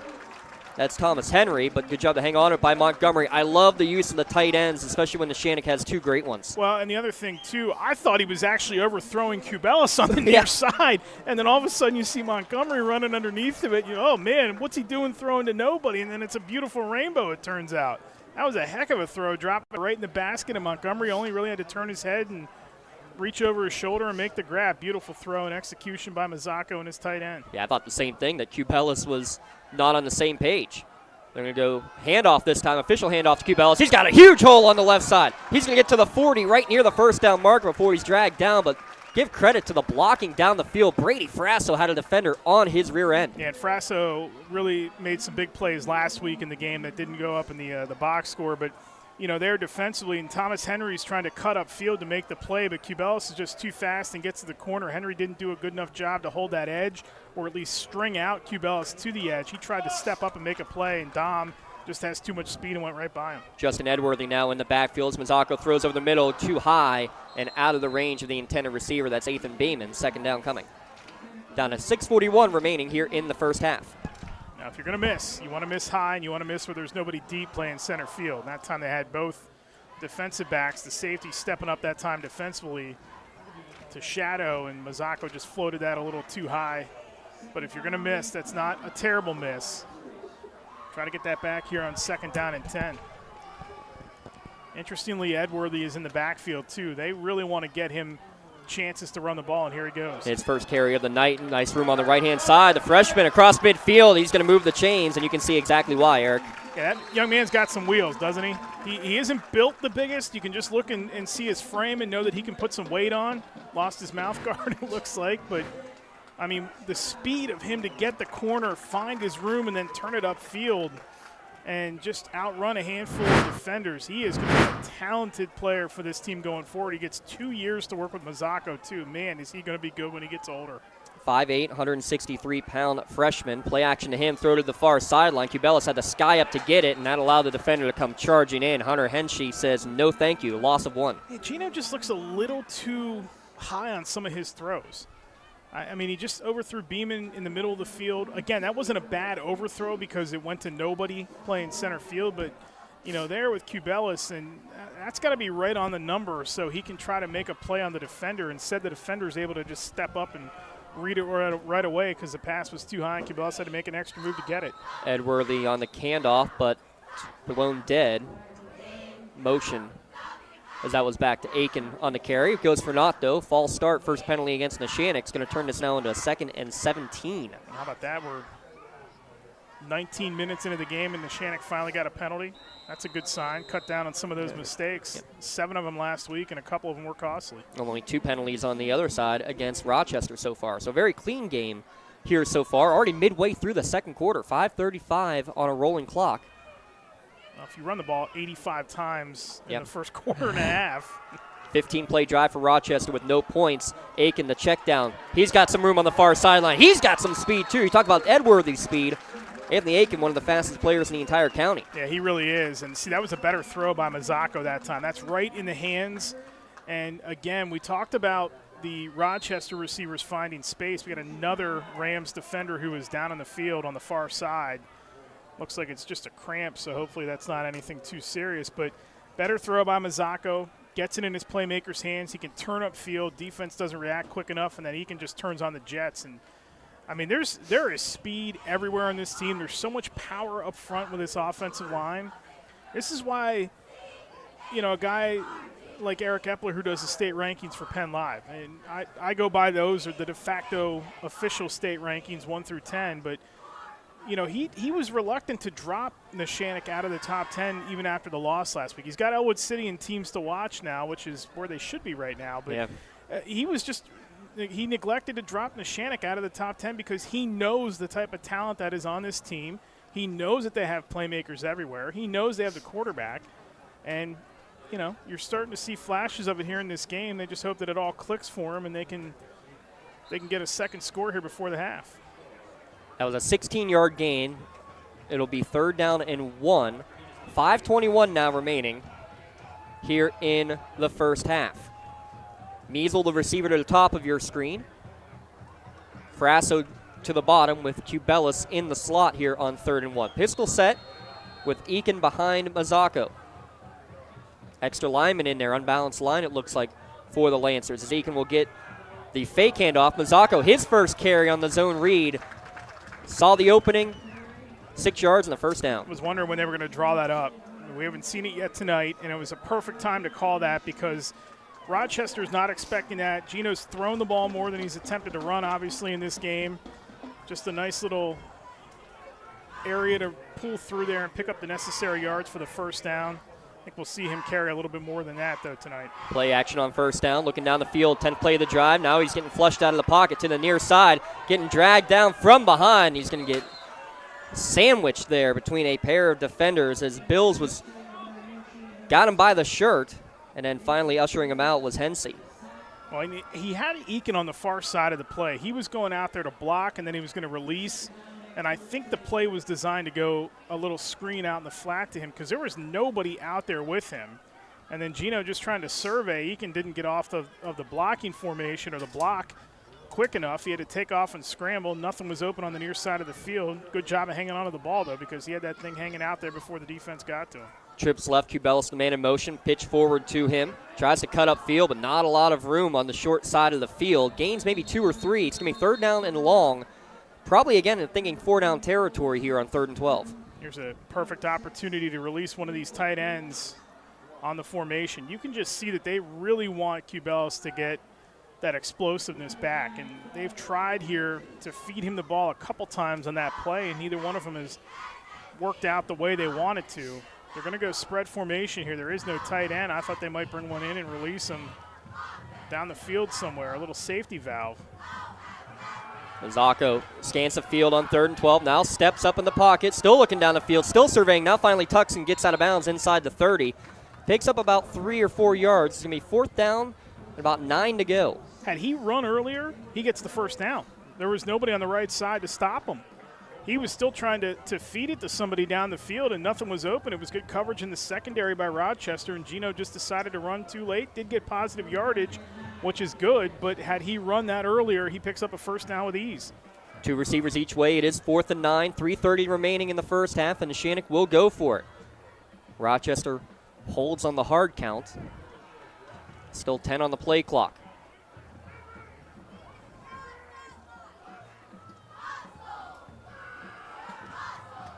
Rolling out to his left on 4th down. Mazzocco surveys, throws across his body over the middle of the field, deflected and unable to come up with the catch was Jeffrey Measle.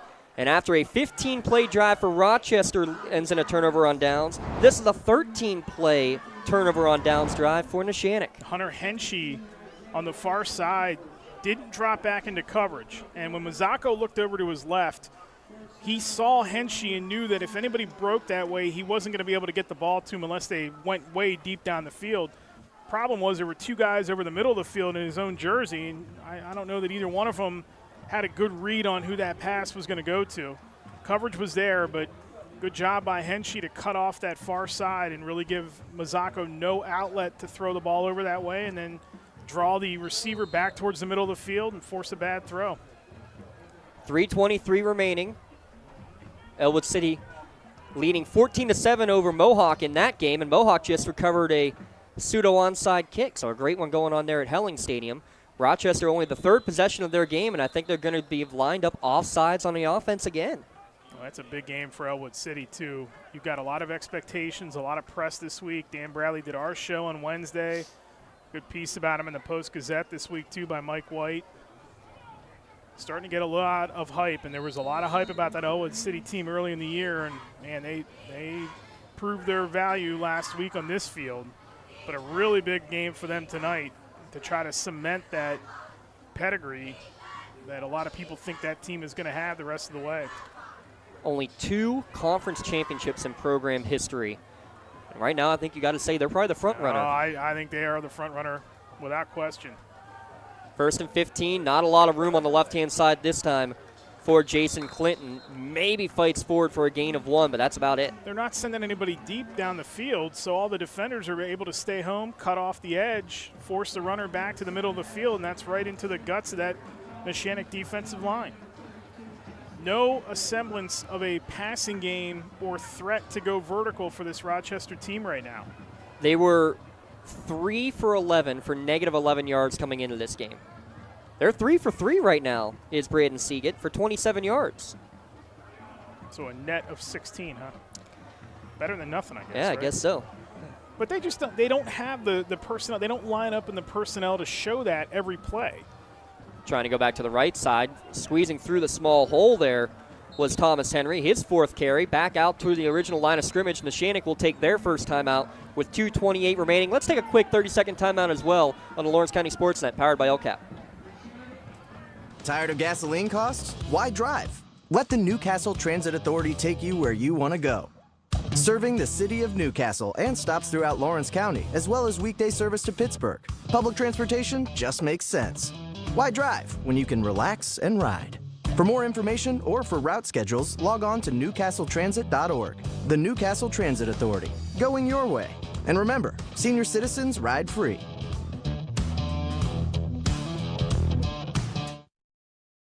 Contractors, the Department of Healthy Homes needs you. From small to large residential projects, you can help families live safer and healthier with the quality work you do. It's rewarding in more ways than one. Call LCAP's Department of Healthy Homes today. The Newcastle Transit Authority going your way. Out-of-town scoreboard is busy. Plenty of games going on. 7 of them this weekend, 6 tonight. Why drive when you can relax and ride? With daily routes to Pittsburgh as well as routes all around Lawrence County, you can visit newcastletransit.org for more information and for route schedules. And remember, senior citizens ride for free. Both these teams riding a couple of long drives. 15-play drive for Rochester, followed by a 13-play drive for Neshannock. Neither one resulting in points. And now with 2:28 remaining, a 3rd down and 9 for the Rams at their own 30. They're going to go pitch to the far side to the fullback Lyons. Makes one man miss, but he's going to get dragged down in the backfield by a multitude of red jerseys. And Coach Bonchavengo is going to get a second charged timeout with 2:19 remaining. They're going to get the ball back with still 1 timeout left. Yeah, I don't think he really cares so much about the timeout. He just wants to have enough time, period. Not a 4-down situation for Rochester. I mean, there's no way they would even remotely think about deep in their own territory. If they were around the 50, perhaps you take a shot because it's still half the field, but good stand by the Neshannock defense, just what they needed. Again, there's just really right now no semblance of a vertical game for Rochester. They have nothing that can challenge this Neshannock secondary. Not that you really want to, per se, because there's a lot of playmakers in that secondary, but they've become a little bit predictable here in this game with the running. They can mix up who carries it. They can do some variations out of that T formation, but for the most part, they've become a little bit predictable, and that's sort of what we expected with backup quarterbacks and backup personnel in this game. They just don't have the horses to stretch the field, and they just don't have the personnel to do anything other than what they've been doing here early in this game. Now, all that said, what they've done in this game has worked because it's only 7-0, and we're almost at the half. So hat tip to them because they're playing some tough, gritty football trying to hang in there. Punting away is going to be Jason Clinton. Standing near midfield awaiting the boot. Looks like Anthony Aiken. I believe that's Justin Edworthy on the far side. 2:19 remaining. As this one's booted away, end-over-end kick is going to send the receivers backwards. Going to take a bounce. And thinking about picking up and finally doing so inside his own 20 is Dom Cubelis to the 20, gets to the 25, cuts back at the 30 before finally going out of bounds. A huge punt to change field position, 52-yard punt, 17 yards on the return. Let it bounce probably a little bit too much as it kind of split Aiken and Cubelis there. Well, and it ends up being a good return because Nathan Bills, who had a shot at him, slipped when he hit the corner. Otherwise, this is probably back around the 25, if not inside the 25. And then Cubelis' momentum, he thought was going to carry him out of bounds. He stopped right up on the sideline, made a nice little cut back in the field, gained an extra yard or so. But that return doesn't happen if Bills doesn't slip. So Neshannock was fortunate there, and still plenty of time, 1 timeout and 2 minutes to go. you can take a chance here if you want to, but I think they got to be thinking chunk play maybe here on first down, and then if they can get to midfield, they can start taking some time. Remember, clock stops going out of bounds or on a first down in high school football. They're going to go swing pass, third catch of the game for Anthony Aiken. He's going to break one tackle, get to the outside. Good open field tackle. This run probably coming back, though, Eric. Flag in the backfield. Yeah, they threw it right away. And I thought they might get somebody from moving early over on that left side, but it's going to be a hold, and that's a shame because that only took 6 seconds, so not a bad thing. You replay first down. Back up a little bit. Right at the line, though, so it's going to be the bad kind of hold. Not that there is a good kind of holding, but it's going to be the bad version of the new penalty, the newer penalty. Yeah, second year where it matches the system in terms of enforcing the yardage. And also because now it's under 2 minutes, Coach Matzok has the option of whether he wants the clock to run or not. That's right. Yeah, that's an excellent point. And he says yeah. So good job by Gene he got right over to the ref and said run it. So clock winding at 1:50, 2 receivers each way. Oh, they left early again and didn't call it. Over the middle, Cubelis makes a catch at the 40, breaks away from the tackler to the 45, close to midfield. He's got the first down. Clock stops with 1:42 remaining after that 18-yard completion. Yeah, there's the chunk play that they needed. Now they're in good position here just outside of midfield. They got lucky, though, because the right tackle moved and the ref didn't see it. Maybe just a hair early. Otherwise, they're backing up 5 more yards, but a good execution and good catch over the middle by Cubelis, and maybe that gets him going. That's Joey Veronese, the right tackle, who was the center last year. 4th catch of the game now for Cubelis. Makes another man miss, and he's going to get right to the sticks again. That should be enough to move the chains. Clock again stops, 1:23 left. See how quick they get moved up to the line, too? I mean, that's because you have a veteran quarterback, and even though your team is a lot of underclassmen, you're still a veteran team. You've been through the ringer. I mean, the clock went from 142 to 118, and they're in no hurry. They don't need to be in a hurry. They're fine. Third straight pass attempt for Mazzocco. Steps up now, rolls to his right, throw on the run. Going to be just out of the reach of Cubelis. We talked about it being Dom time. 5 catches actually on the day for Dom Cubelis. He came in with 9 on the year. And again, behind the play, another Rochester player down and injured. Coverage that time. Caden Mertz was down the field with Cubelis. That was a good throw by Mazzocco, though, just a little bit out of Cubelis' reach. But an excellent throw because it's A, to the sideline, and B, if Cubelis can get to it, he's going to make the play. He's going to have the first down with Mertz coming over top of him. So it was an excellent throw where only his guy was going to get it from Mazzocco. You must have had a jersey change, Eric, because I do not have a 52 on my roster. Have a 52 listed. Let's see if we can get confirmation from. This was the same player that was hurt previously when they had the ball on the offensive line. So that's not a good sign. This doesn't look like a cramp. No. He's actually going to get assistance making his way off of the field, not putting any weight on that left leg. 1A football is tough enough. Injuries are always the Achilles heel of any 1A, 2A football school, and Rochester always one of the smaller rosters you're going to see. It is so difficult to see Rochester having to deal with this year. But I'll tell you what, again, you're taking on one of the top-ranked teams and sticking right with them because of just the style of play that they're able to go next man up and make it happen. Not only that, but 3 players that start make a big difference when you have a roster the size of Rochester too. Let's not take that away. And Neshannock's able to work some freshmen in because they have a little bit more of a deeper roster. 2nd down and 10, setting up the screen near side. Lots of room for Aiken. Convoy in front of him. He's off to the races, but there's laundry all over the field. There's a block in the back down the field. It's going to be on Tony Parada, and that's unfortunate because he clobbered the defender down the field. They could have gotten a hold back at the line, and they missed it. It was on the backside of the play, but Parada down the field just leveled the defender. I'm not saying that it was a bad player that the flags justify, but you can't do that at that portion of the run where Eakin's going to go right by you. The ref's going to call that 10 out of 10. Yeah, they didn't call the blocking back. They called the hold that you had alluded to. So they see that'll be a 9-yard completion and then the 10-yard penalty, bringing it back. It'll be 2nd down and 11. And again, the clock's going to run as soon as it's ready to play with just under a minute to go. They still have time, and they can work the sideline. Coaches don't like it. I tend to agree with the call down the field. If they threw the flag on that, I would agree with them. The hold was there, though. Again, Mazzocco having to step in the pocket, nowhere to go. Fighting forward, he's going to gain a yard before he is slammed back by a pair of Rochester defenders. Logan Lyons and Nathan Bills in on the stop. 40 seconds left and no timeout being called yet by Coach Bonjavengo. He must have something up his sleeve here on third down. And again, I mean, there's two fouls on that last play, 2 plays ago. Block down the field. Okay, we can argue that didn't need call, but they didn't call that one in the hold. They got it right. 20 seconds left. Still haven't snapped it, and everybody moving, but who moved first? Wide receiver on the far side moved, but also the nose guard right over the ball moved. The question is who entered the neutral zone first? While the officials talk about it, let's talk to you about what we're doing after the game. Stop by the Crane Room. Say the winning word, conference.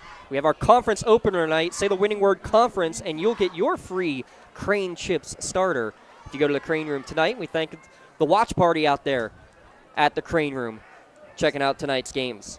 Great spot. I always feel welcome. It's a lot of fun to go there after the games on Friday. It's nice to have a spot to sit back and relax. And clock's running here, Eric. Clock's running. 10 seconds, 9 seconds. I don't think Neshannock realizes they don't. This is going to have to go to the end zone or out of there. They're not going to even have time to run 2 plays. Now this is it. 3 seconds left as they snap it. Final play of the half. Edworthy's going to get the screen pass, trying to work up the field. Gets to the 30, and he's going to get ushered out of bounds, but that's going to be how the first half expires. It's going to be a 17-yard completion to Justin Edworthy. But in the end, zeros on the scoreboard. Neshannock 7-0 at the half, Eric. Just the time management. It was good to start, but then the penalties and maybe just not being aware of the rules that the opposing coach has the option of whether the clock runs or not. Have to keep everybody on the same page when it comes to that. It looks like Rochester, by the way, might not be doing the locker room thing here at the half. They're still out. They're still out on the field, but I'm just trying to take a look and see what they're doing here because a lot of teams won't opt to go to the locker room at the half. They will do that. But you're right. There's time management at the end of the half. Hey, this first half, although Neshannock has the lead, this first half is because of Rochester taking that chunk of time off the clock. And while they didn't score on that drive, and we can question whether or not they should have run play action or run the ball there on that 3rd or 4th down, that job that they did on that drive is why we're at 7-7 right now. They left Neshannock with basically no time. They took a big chunk off the clock. They wore down that defense a little bit. This Rochester team, like we said in the pregame tonight, we know they're going to play tough. They have come here to do that. They may not have given Neshannock their best shot in that first half, but they've given them enough shots to stick around in this game. 7-0 here at the half. Our other game on Lawrence County SportsNet, Riverside and Union scoreless at the half. Offense optional here this evening on the Lawrence County SportsNet. We're going to take a quick break. We'll come back and we'll have the marching bands and our first half recap when we return on the Lawrence County SportsNet, powered by LCAP. When it comes to protecting those you love, the businesses you've built, or the things you've earned, you need someone you can trust. Who better to protect your interests than a local insurance agent? Pontius Insurance is a team of local agents helping local residents in Lawrence County and surrounding areas, specializing in auto, home, business, and life insurance. Come see Dan Pontius, Jessica Dix, and Tracy Giddings, and the rest of the team at Pontius Insurance, and receive the personalized service you deserve. Joseph's Marketplace is Newcastle's favorite family-owned hometown grocery store and coffee shop. Fresh meats and produce, full-line deli, homemade foods, and much more. Joseph's Marketplace has hot foods prepared every day. They also have Newcastle favorites like grape leaves, hummus, and wedding soup available daily. Follow Joseph's Marketplace on Facebook and Instagram for daily updates or stop in to see what's cooking each day. Come hang out at the brand new cafe and bakery, full of great coffee, drinks, sandwiches, snacks, sweets, and free Wi-Fi. In a rush? Go to josephsnc.com and place your cafe order online. Joseph's Marketplace, family owned and operated since 1915.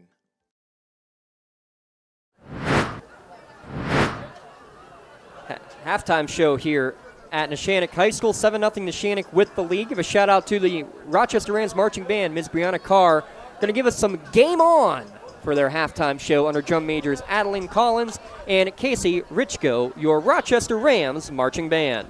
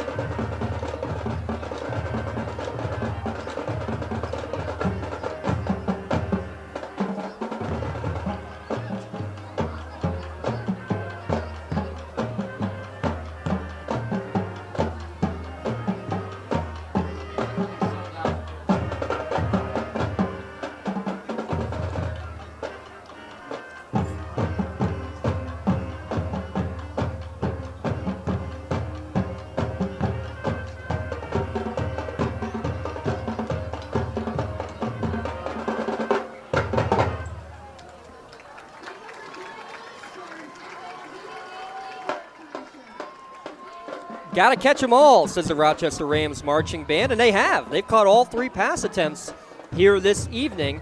They came in with negative passing yards on the year.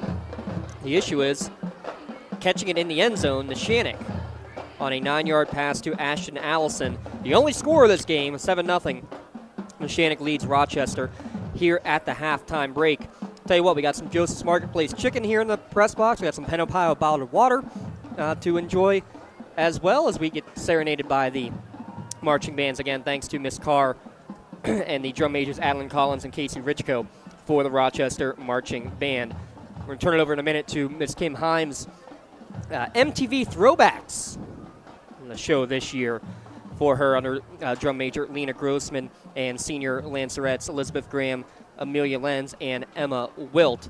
You see the updated scores will be going across your bottom line there on the Going Your Way Out of Town scoreboard. 2 games we got coverage of. Scoreless between Riverside and Union. And here's 7-0. Defense getting it done for the most part all night long. Neshannock, or a quick stat number, 144 yards total offense for the Lancers versus 93 for Rochester. But again, the Rams holding tight with a lot of injured players. Only down 7-0 at the half as we turn it back over to the Neshannock Lancer Marching Band.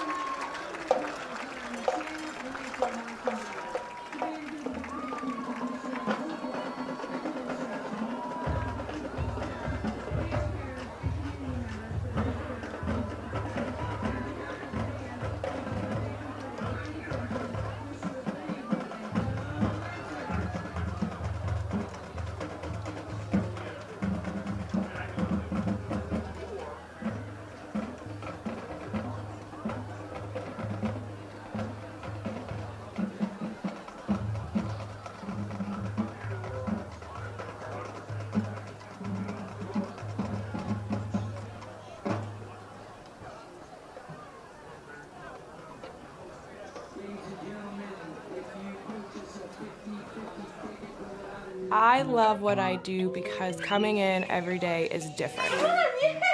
How can you not enjoy these kids coming up and hugging you and giving you these great smiles all throughout the day? You guys ready? Seeing the progress that our kids make every single day is one of the reasons I love coming to school. What should we do? We have fun. LCAP Early Learning Centers is hiring. Help empower young minds in Lawrence County and become a superhero today. Apply at lcap.org.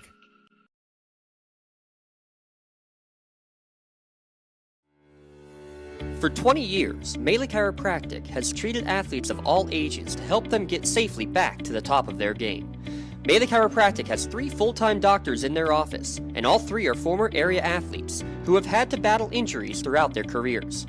They want to help you get safely back on your feet. But more importantly, help stop the injuries before they happen. Prehab before you rehab. Attention all high school student athletes. During your sports season, a $30 visit to the Melee Chiropractic office includes an adjustment and/or all therapy is necessary. From the athletes of tomorrow to the weekend warriors and everything in between. Let Melee Chiropractic keep you in the game. Does your blueprint not match the vision of your building project? Not with Creative Edge Architecture. From concept to creation, Jeff Measel will help tackle the complex problems, creating design solutions and construction experience. Creative Edge gives you the edge design and construction meet.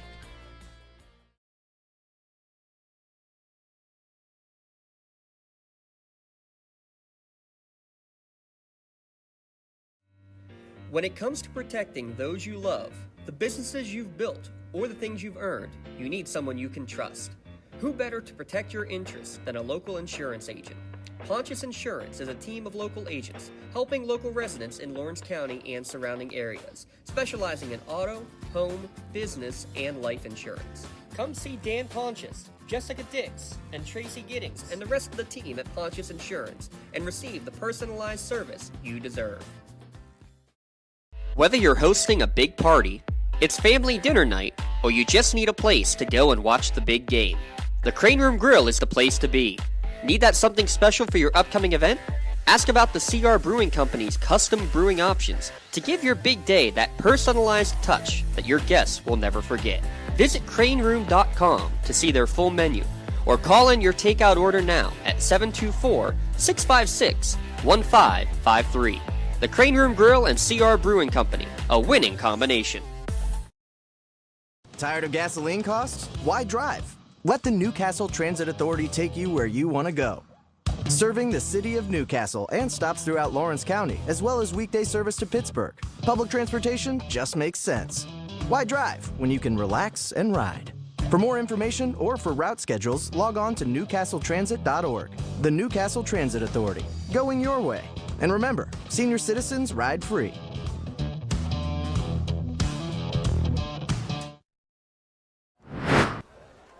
Halftime show wrapping up here on the Lawrence County SportsNet powered by LCAP. A 7-0 lead for Neshannock. They took advantage of a short field after a fumble and were able to punch it in for the only touchdown of the game, a 9-yard touchdown pass from Gino Mazzacco to Ashton Allison. That was with 6:24 remaining in the first quarter. Stalemate basically since, though, a couple of long drives for your first half. Scoring recap here brought to you by Gem Builders Incorporated. A 15-play drive for Rochester. Takes 9 minutes off the clock, but they are stuffed at the 5-yard line. Neshannock responds, Eric, with a 13-play drive of their own. They can't get it into the end zone, stalled at about the 25-yard line. Bend Don't Break defense has kind of worked out. Not a lot of yards in this game.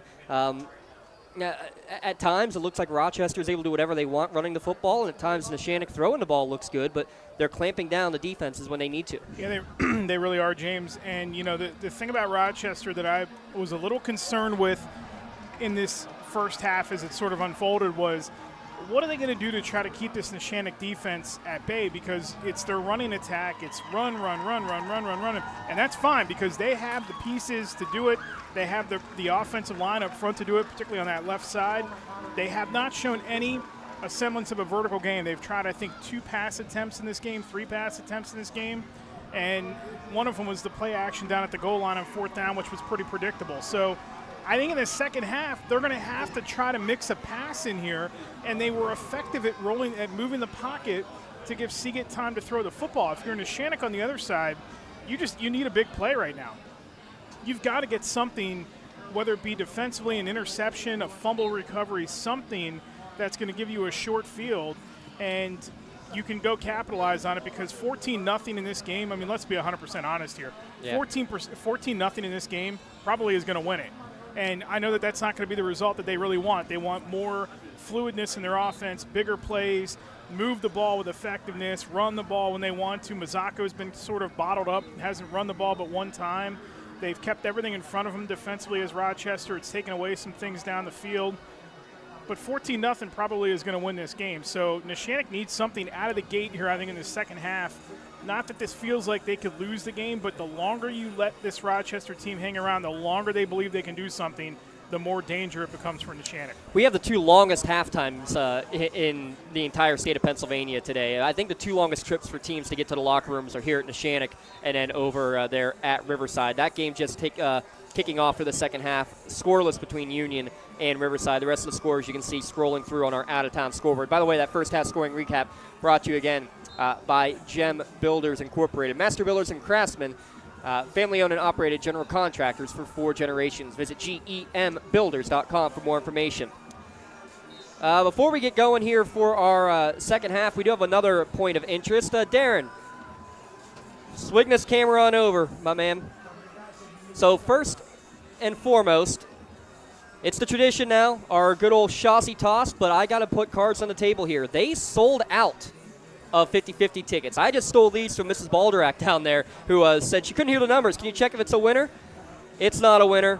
We'll call this our unofficial chassis toss as another 50-50 goes down the way. Our 50-50 tickets being provided and sponsored by Pontius Insurance, as they are going to take the buying our 50-50 every game. Well, guess what? We'll just have to double up next week for our games. Next week are at Newcastle and at Union, so we'll double up on one of those, and maybe that will get us a winner. But we are 0 for 15 years now for Mark Shaw's tosses at this point. But big thanks to Pontius Insurance. Another chassis toss goes wayside. Why not? Hey, you can't win if you don't play, right? Yeah, eventually we will. Lee and Jay Moan last night at volleyball were 1 number away, 1 number off.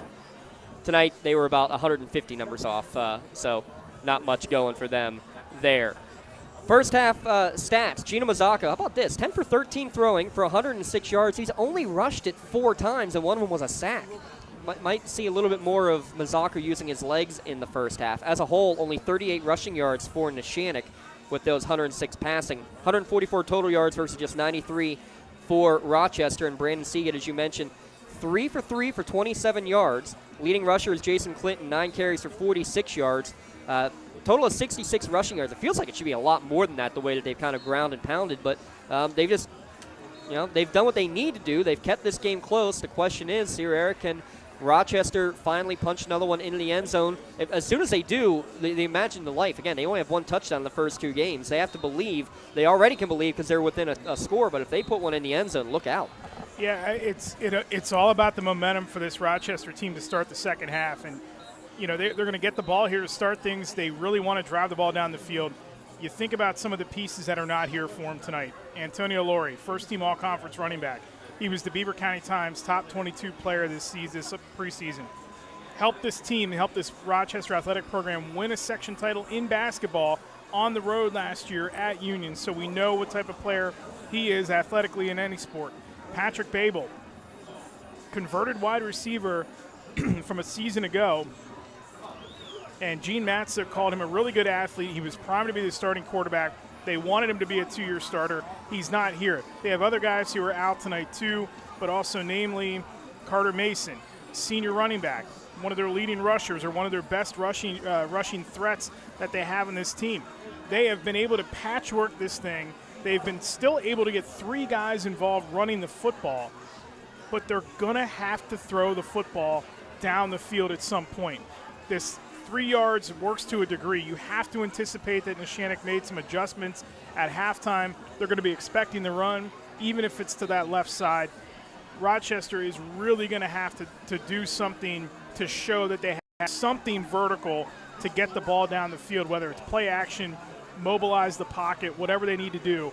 But they have to get something vertical in this offense, or if this stays one-dimensional, I just don't know how they can hang on much longer at 7-0. They've played tough. This is a must-drive right here if you're a Ram. The Rochester will receive the opening kickoff.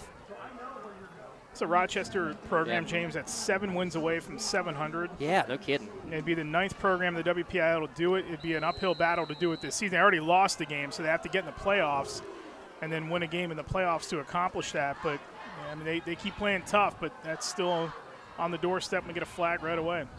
On the return was Thomas Henry. Short return out to the 32, but as Eric said, a flag down. We'll get the penalty. Go ahead, Eric. Their defense, too, is what I've been impressed with the most in the first half. On any 4 sides of the ball here, the 2 for Rochester, 2 sides for Neshannock. Their defense last week to Western Beaver and Wpial, who we'll see next week against Union, 315 passing yards, touchdown passes of 59 and 60.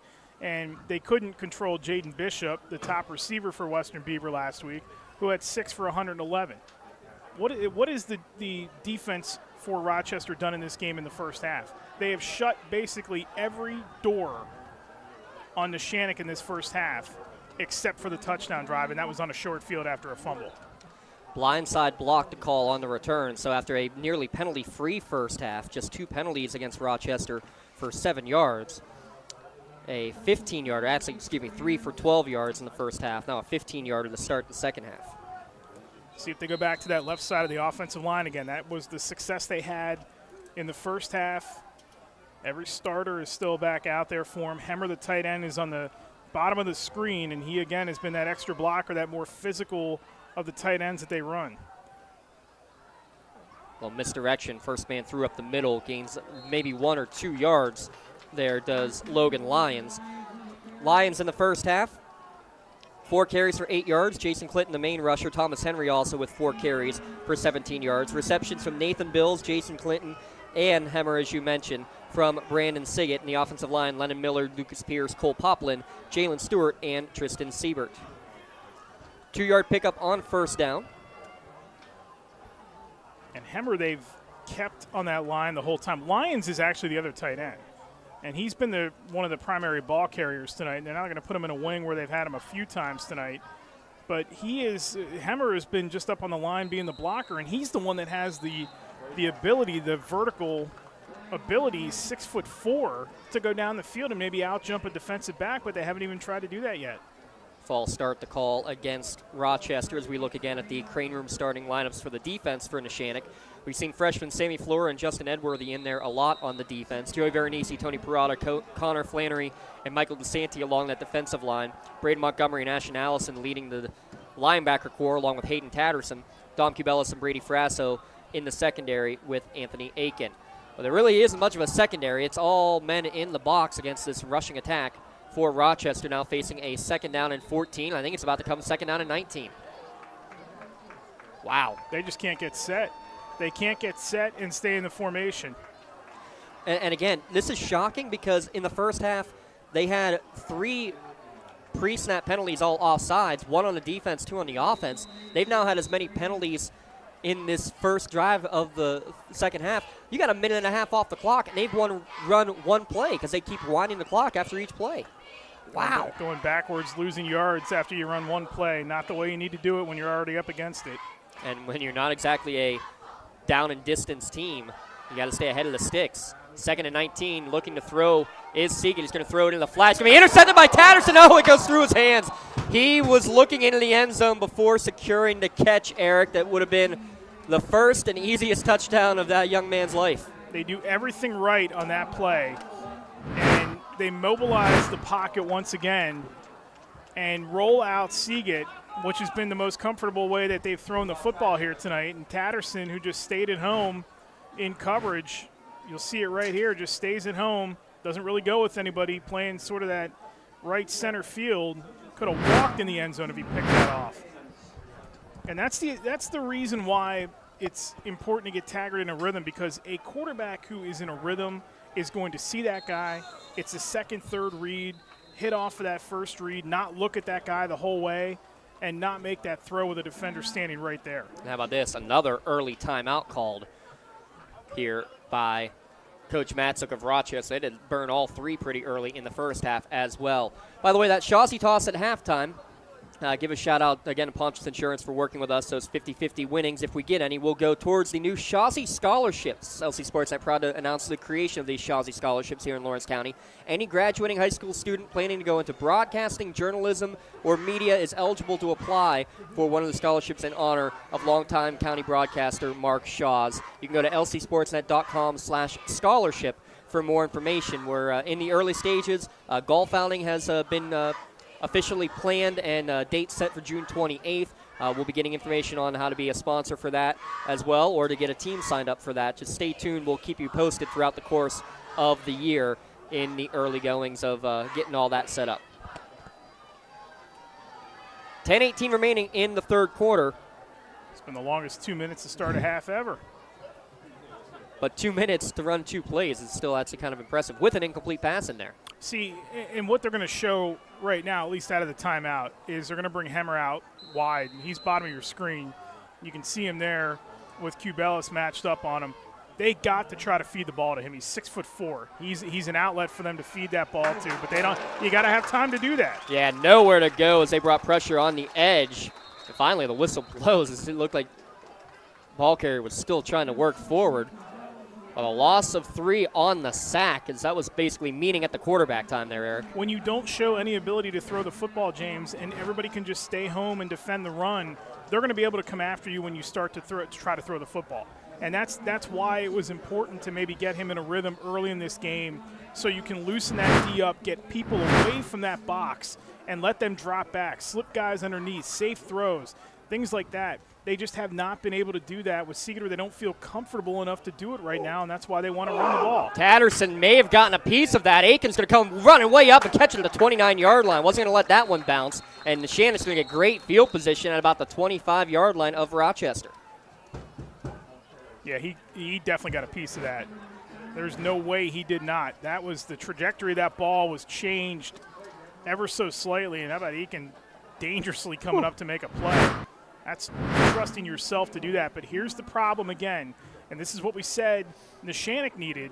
They needed the short field, not because they can't move the football, but just get something short, get the ball in the end zone, and keep the pressure on Rochester, and that's exactly what's happened here early on. Rochester goes backwards, they force the punt, and then Neshannock's going to take over, and they're just 5 yards outside the red zone already. How about this? In the first half, my numbers are correct. Neshannock had fewer minutes time of possession than Rochester did on one drive. How about Neshannock coming out in a wing T look? Yeah, that's new. Ashton Allison as the fullbacks can get the carry up the middle for 4 yards. So, hey, maybe something that you do kind of with a practice squad, throw in a wing T, say, hey, we can show a little something different here on tape. 3 yards in a cloud of dust. I'm sure they practiced against it all week, so these guys were probably tired of seeing it. I like this, though. Line up, get physical, pound the football, take some time off the clock. Again, 14-0 that's a big hole for this Rochester team. And it's a big hole for Ashton Allison. How about that? A wrinkle in the offense, and Ashton Allison gets his second touchdown of the game, second touchdown of the year. This one on the ground for the tight end. Well, we said it. He was the guy to watch offensively for this team. Has a touchdown reception, and then they put him in the backfield, much like Rochester's doing with their tight end, and now he's got a touchdown run. He's the big-time X factor for this offense. Another two-play scoring drive. 2 plays, 25 yards on the drive. Takes just over 40 seconds off of the clock. Nick Bender on to attempt the extra point. Brady Frasso to hold. Low line drive, but it does squeak inside the left upright. Neshannock doubles their advantage, 14-0 over Rochester. Back in a moment. It's the Lawrence County SportsNet, powered by LCAP. Works in Progress Painting wishes a successful and satisfying season to all the Lawrence County sports teams and athletes. Work hard and bring honor to your team, school, and family in how you play. Joe Wright and his family have been providing painting, window cleaning, and other property services for business and homeowners in the Lawrence County area for over 10 years. Their goal on every project is to provide a meaningful service that honors their customer, God, and their family, and to have fun while doing it. Works in Progress is now booking interior painting projects for both residential and commercial projects. Call Joe today at 724-714-4294 to discuss your next project. Nominations are now being accepted for the LCAP Team of the Month and the LGKG Male and Female Athlete of the Month. Log on to lcsportsnet.com/awards to nominate your favorite team or athlete today.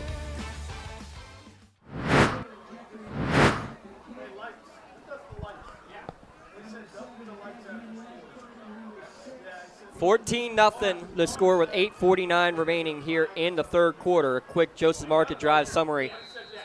2 plays, 25 yards. And Neshannock doubles their advantage as Ashton Allison gets a pair of runs out of a wing tee set to put Neshannock up by 2 scores. Trying to get to the edge, big hole. Getting to the corner on the return is Des Ledford out to the 40-yard line. There's that speed Coach Matzik was talking about in the pregame show. Couldn't ask for a better return to set this team up. That's what they needed, was a bit of a boost. We got another injured Rochester player on the field. That looks like it's Bills. At least he's able to get up and walk off on his own or jog off on his own. James, we said it in the pregame tonight. I just had a feeling that Ashton Allison was going to be a guy that they were going to really work into this offense tonight, and it wasn't any kind of insider information or anything like that. But last week you could just tell that they were looking for him, and they really wanted him to do something with the ball when they were sort of struggling to find somebody to get it to, and they just couldn't last week. He hit his catch against Union and only had 1 catch coming in the game tonight. But last week, Mazzocco looked for him a couple times. The way they lined him up, he looked like he was going to be a primary target. I just had a feeling tonight he was going to be an X factor for this offense, and so far he's outscoring Rochester by himself. Yeah, and got the first touchdown catch from 9 yards out, and from the fullback position, getting that 22-yard carry to pay dirt. Basically untouched on that one too there, Eric. He's 6'2", 212 pounds, and if you're going to try to tackle him low, he's already lanky enough that he can, number one, he's got good speed for a guy that size. But 2, if you're going to try to bring him down, he'll lower the shoulder and almost make the legs unavoidable because of his frame. And it looked like somebody had a chance to get after him on that run, and it was just good blocking up front. Nobody was going to get him anyway, but he has such a frame that's going to make him tough to tackle if they keep going back to him in that formation. Coming to the near side this time on Terry is Thomas Henry. He's going to get out to the 45-yard line. 3rd down and 5 upcoming. As you see Neshannock, they keep rotating these bodies in and out. As right now, Connor Flannery, the senior, checking out. Joey Veronese, the junior, checking back in on that defensive line. See, if Rochester in this situation could just mix in a pass on first or second down. There's the play of the touchdown again. Just get a pass in there on first or second down and try to loosen this defense up. This is a 3rd and manageable for him, but it's 3rd and 5. It's a little bit outside of that comfort level that they've been picking first downs up with the run. Coming near side and a big hole. Nice cut back too. 1st down and more across midfield. Dragging a tackler is Jason Clinton all the way down to the 30. That's a 25-yard pickup. But see, here's the problem from a defensive standpoint if you're Neshannock, and it's just that in that play right there. They've been running to the left side of the offensive line almost all night long. And when he goes to the left side here, everybody just assumes that it's going to be power football up the middle, run the football to the left side like they have all game long, and then a little shift in direction by Clinton, breaks to the outside, had the sideline, had the angle, excellent run, big-time first down for this Rochester team. They really needed it. 4 of 7 now on 3rd downs is Rochester, but, man, this is the 4th penalty against them in this second half. See, that's one of the things about the T style of offense that they run that makes it so difficult. When you look at the T formation, it's such a basic approach to offense, but you can mix up who carries the ball. You bring 3 guys in, and if all 3 of them have shown that they can carry the ball in a game, you don't know which guy is going to get it, but you also don't know which direction it's going to get. Your blocking scheme changes, the way the guys cut, the way the guys can get to the corner, choosing who lines up where in that T formation. Get your speed on the outside like they did on that drive. They really have run this T offense to perfection more or less in this game tonight. Staple of this Rochester offense, but my goodness, today we line up all sides again. Thomas Henry just looked to the official with palms to the sky like, I can't believe it, but they are lining up in a neutral zone. Keep going backwards, and you're down 14 points now. You cannot give up the yardage. But watch, when they line up, watch where the guys line up in the T. I'm not talking about the offensive line or the tight end. I'm talking about the running backs. and where they line up in the T formation.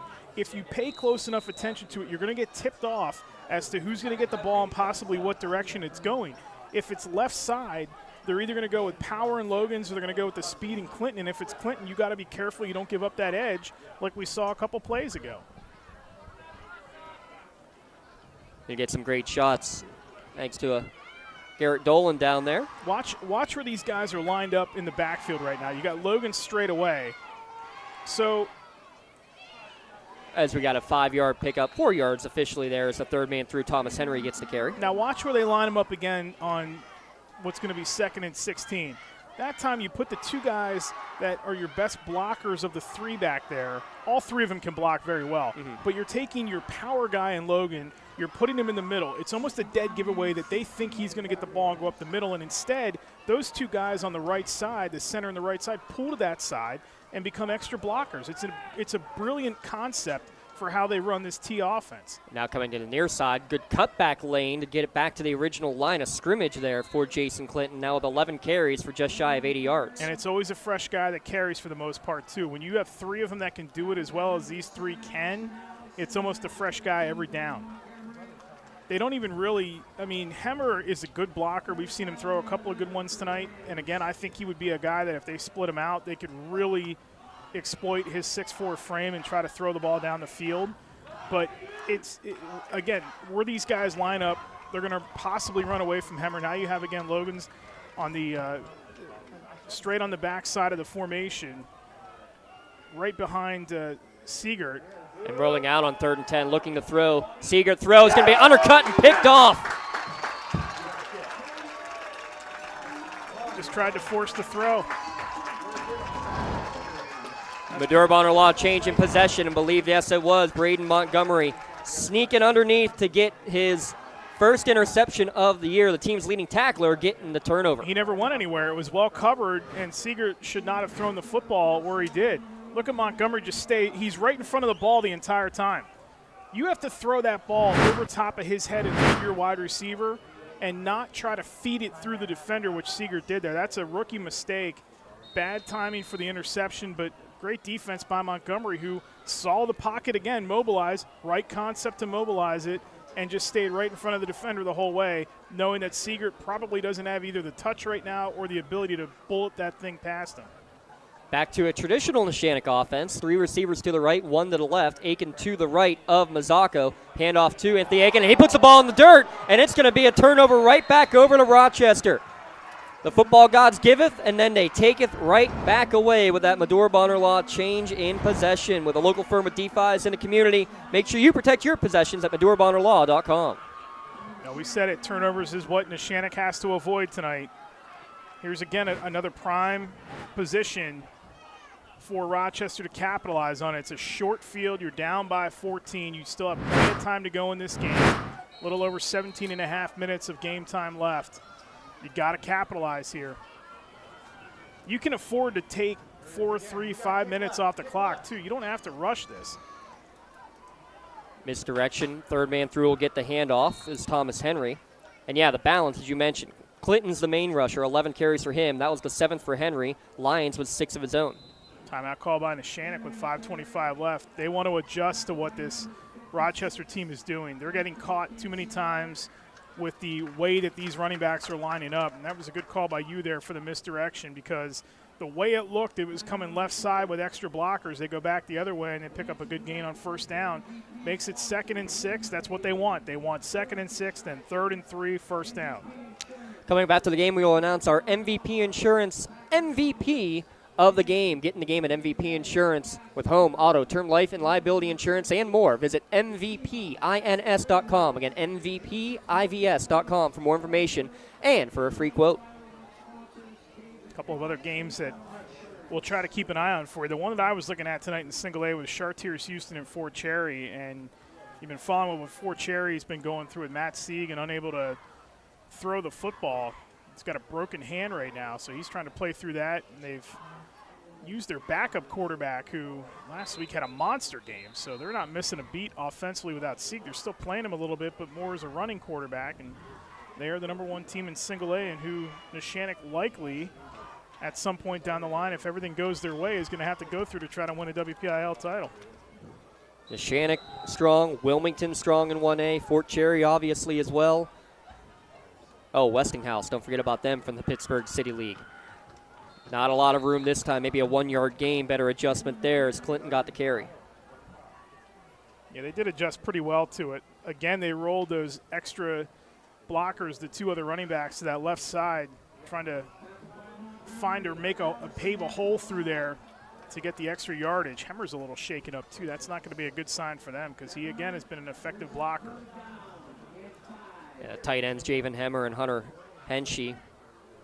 On defense, they're the linebackers, kind of the heart and soul of this team. And this line has grown up quickly. That was one of the things that Coach Matzook talked about. They're young, they're inexperienced, but they're learning on the fly. I got some beef up front, too. 4:40 remaining here in the third as it's 3rd down and 5. Handoff right up the gut, and getting dragged backwards at the last second is the ball carrier. That was Clinton again. He's going to be close to the line to gain, but just short. 4th and 1, and probably a no-brainer. Yeah. You're going to keep your offense out there. You have to go for it here if you're Rochester. No question in my mind. They won't even think twice about it. Good call that time to go up the middle there because you've, again, gone to the outside a bunch here in the second half that you really haven't worked the middle where you had some success early in the game. That left center we talked about. Biggest play of the game maybe right here. 4th down and 1 from the 21, and I think they're offsides again. Well, and they got lucky because the snap was bobbled once again. This was going to be a turnover if the whistle doesn't blow. False start, officially the call. So 4th and 1 just turned into 4th down and 6. The penalties in this second half, that is the 5th pre-snap penalty against Rochester. They had 3 total penalties in the entire first half. You don't ever obviously want to say a penalty is a good penalty if you're the one that commits it. But I'm telling you, with the running back taking off there, that ball is fumbled and it is loose on the turf, and Neshannock is taking over. They can at least maintain possession.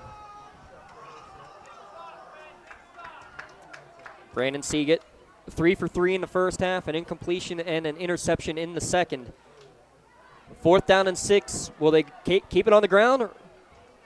I think it's too predictable to throw it in this spot. They got caught doing that at the goal line.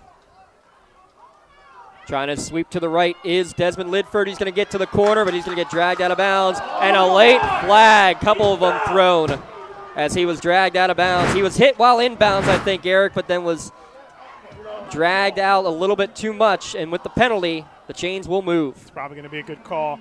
You know, Ledford, good idea to get him the ball and have a change of pace with your running back. We haven't seen him much. Oh, wait a minute, though, Eric. That's a dead ball foul, right? The down should then have already counted. So this should, correct me if I'm wrong, because that's a dead ball foul. That should be Neshannock football, right? They called dead ball. They're still discussing it, looks like.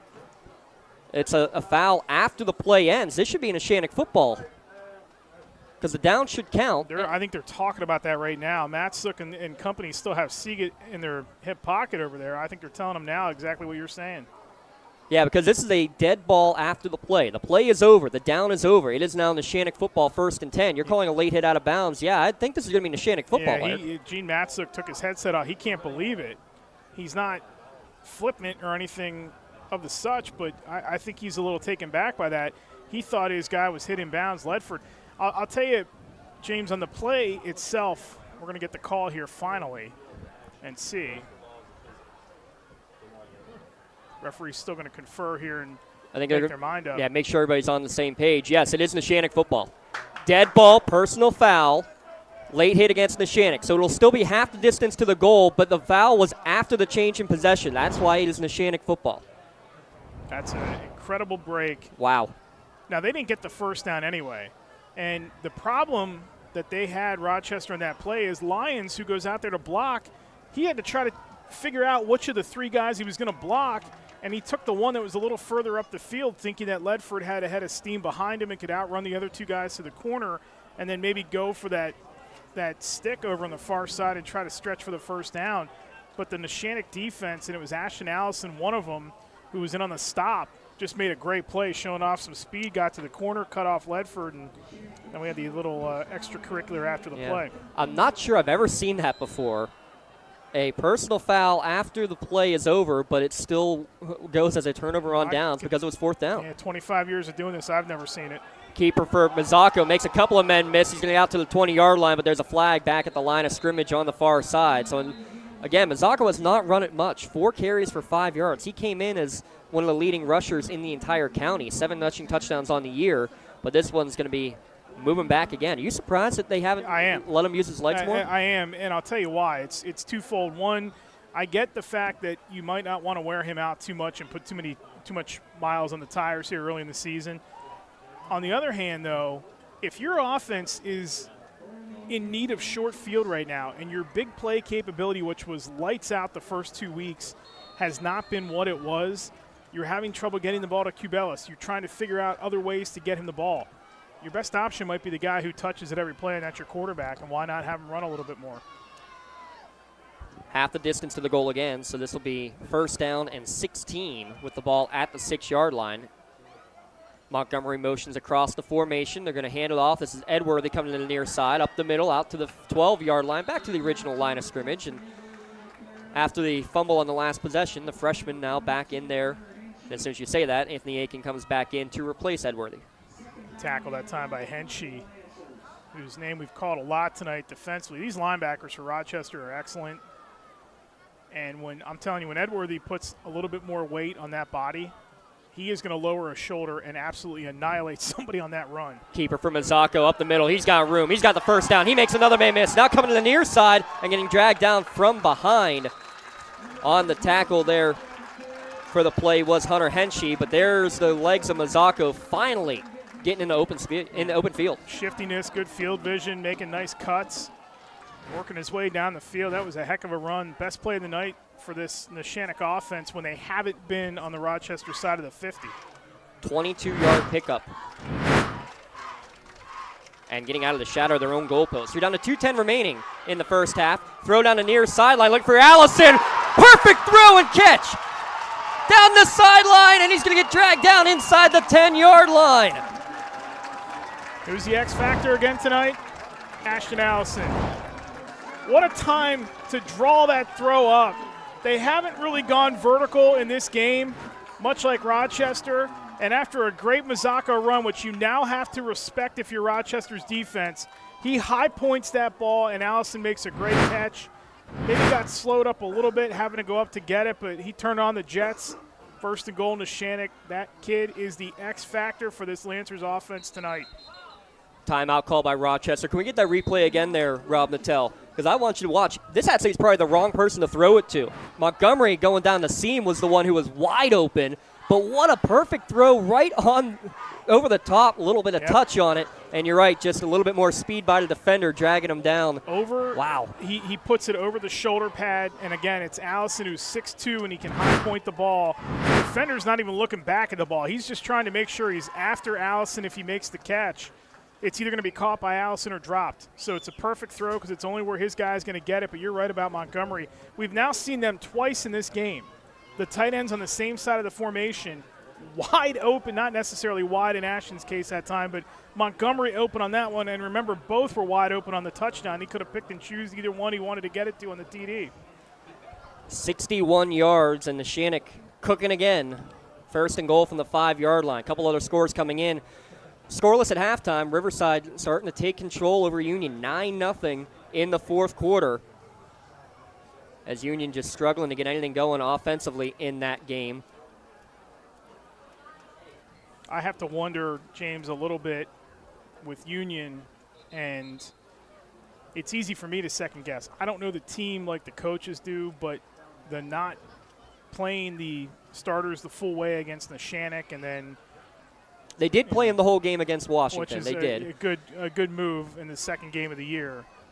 But it's been finishing games. I mean, yeah, they didn't play the starters in the 4th quarter in that one, but second game against Washington didn't go well either. Back to the wing tee. Ashton Allison trying to have a night. Actually, it's a fake to him. Had me fooled. There was a keeper by Mazzocco. Not a lot of room. Maybe a yard. That's it. Yeah, Henshey staying at home again, cutting off that edge. He didn't fall for the fake. Stayed right where he was in that linebacker spot. Made a play on Gino, and good play call. Trying to catch everybody off balance. I did not think I was going to need binoculars to see who gets the handoff on a wing tee here tonight. Certainly not from Neshannock. Back to the pistol set. Aiken now goes to the left of Mazzocco. 2nd and goal from the 5. Play action, throw over the middle, sliding effort, and unable to hold onto it. In the end zone there was Cubelis. Good play call again. Oh, and Neshannock has really dialed up some things tonight that have looked really good. And that time just a little too low on the throw by Mazzocco, trying to feed it into a diving Cubelis. And had to thread the needle around the official as well. No, he can do that. We just saw him do that on a couple plays ago. Hand off, Allison breaks a tackle, lowers the shoulders. Touchdown number 3 of the game for the big man. And he's going to get a celebration penalty for spiking the football afterwards. But 6 points on the board. They'll take it. It's a 20-0 lead with less than a minute to go in the 3rd quarter. Oh, well, let him celebrate. I'd spike it, too, if I'm having the night that he is. A career night, to say the very least. Boy, I thought, again, that they would try to get him the ball tonight. I did not suspect that they would do it out of the wing T. That is a heck of a wrinkle that they can go back to. Again, that power, the 6'2 frame, 214 pounds, banging through that right side that time, that right center side. Just a heck of a night for Allison. And, again, I go back to last week and some of the formations and things that looked like they wanted to run against Elwood City. They really were trying to get him to be a spark plug for this offense. They go back to him tonight, and boy, oh boy, did that pay off. Frass, a good job on the snap. It was kind of behind him, and the kick is up and good by Nick Pender, who then got ran into by one of his own players who got thrown back. Fireworks going off. Neshannock leading 21-0, 53 seconds remaining in the 3rd quarter. Back in a moment at lcsportsnet.com. When the high school season heats up, make sure you have the best gear to support your school. Head to the Red Zone on Wilmington Road in Neshannock for all your county sporting apparel needs. From sporting goods to custom apparel to embroidery and more, the Red Zone has it all. Quality gear for all 8 schools in the County of Champions. Stop by and enter the Red Zone or visit them online at theredzonesports.com. Score big at the Red Zone.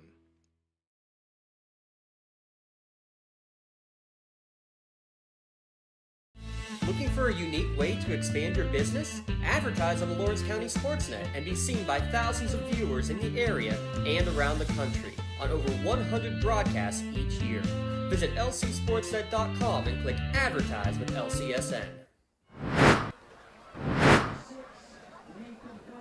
Nice scoring drive there. Here's your Joseph Marketplace scoring recap, scoring drive summary, I should say. 6 plays, 88 yards, just under 3 minutes off the clock. Ashton Allison, his 3rd touchdown of the game. 1 receiving, now 2 rushing out of the wing T. Makes it 21-0 Neshannock. 15-yard penalty enforced on the kickoff. And a decent field position starting at the 38-yard line now for the Rams. Now's the time, if you're Rochester, you're down 21-0. There's 48 seconds to go in the 3rd quarter. I'm taking whatever chance I can. Even if it's 3 straight throws, I know they're probably not going to want to go away from that, and they're probably going to want to work on some things going forward. This still has the makeup of a playoff team.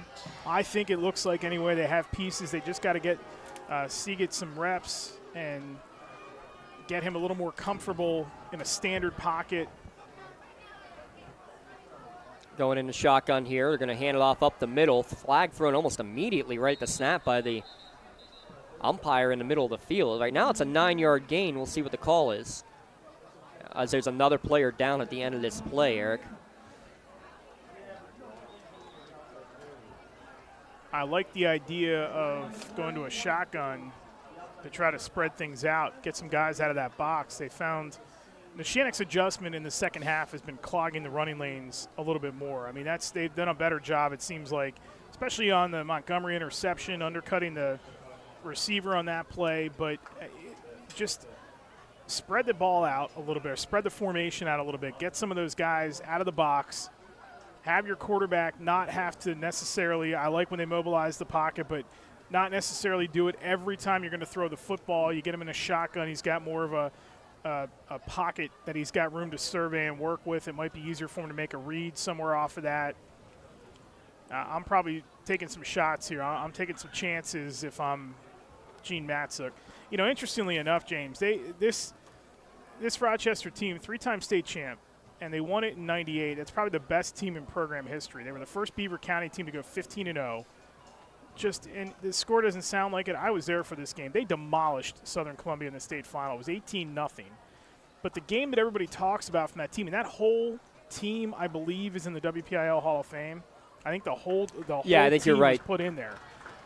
Not just like individually, but they just put the whole 98 team in there. The game against Monaca in the Wpial final, in which they won 24-18 in overtime, is one of the best small school finals ever. They outscored 9 regular season opponents by an average of 30 points a game, and they allowed 6 points in the PIAA playoffs. I mean, that's back when you had to go through 3. This wasn't 6 classes where WPIL finalist goes right to the state semis. You had to go through a bona fide bracket to get to the state championship game after you completed your district play. I believe 6 points. I believe Rochester also beat Center in that playoffs. By the way, Center and Monaca, now Central Valley. Yeah, exactly. Illegal participation was the call on that play, which is a 15-yard penalty because it was illegal participation on the offense.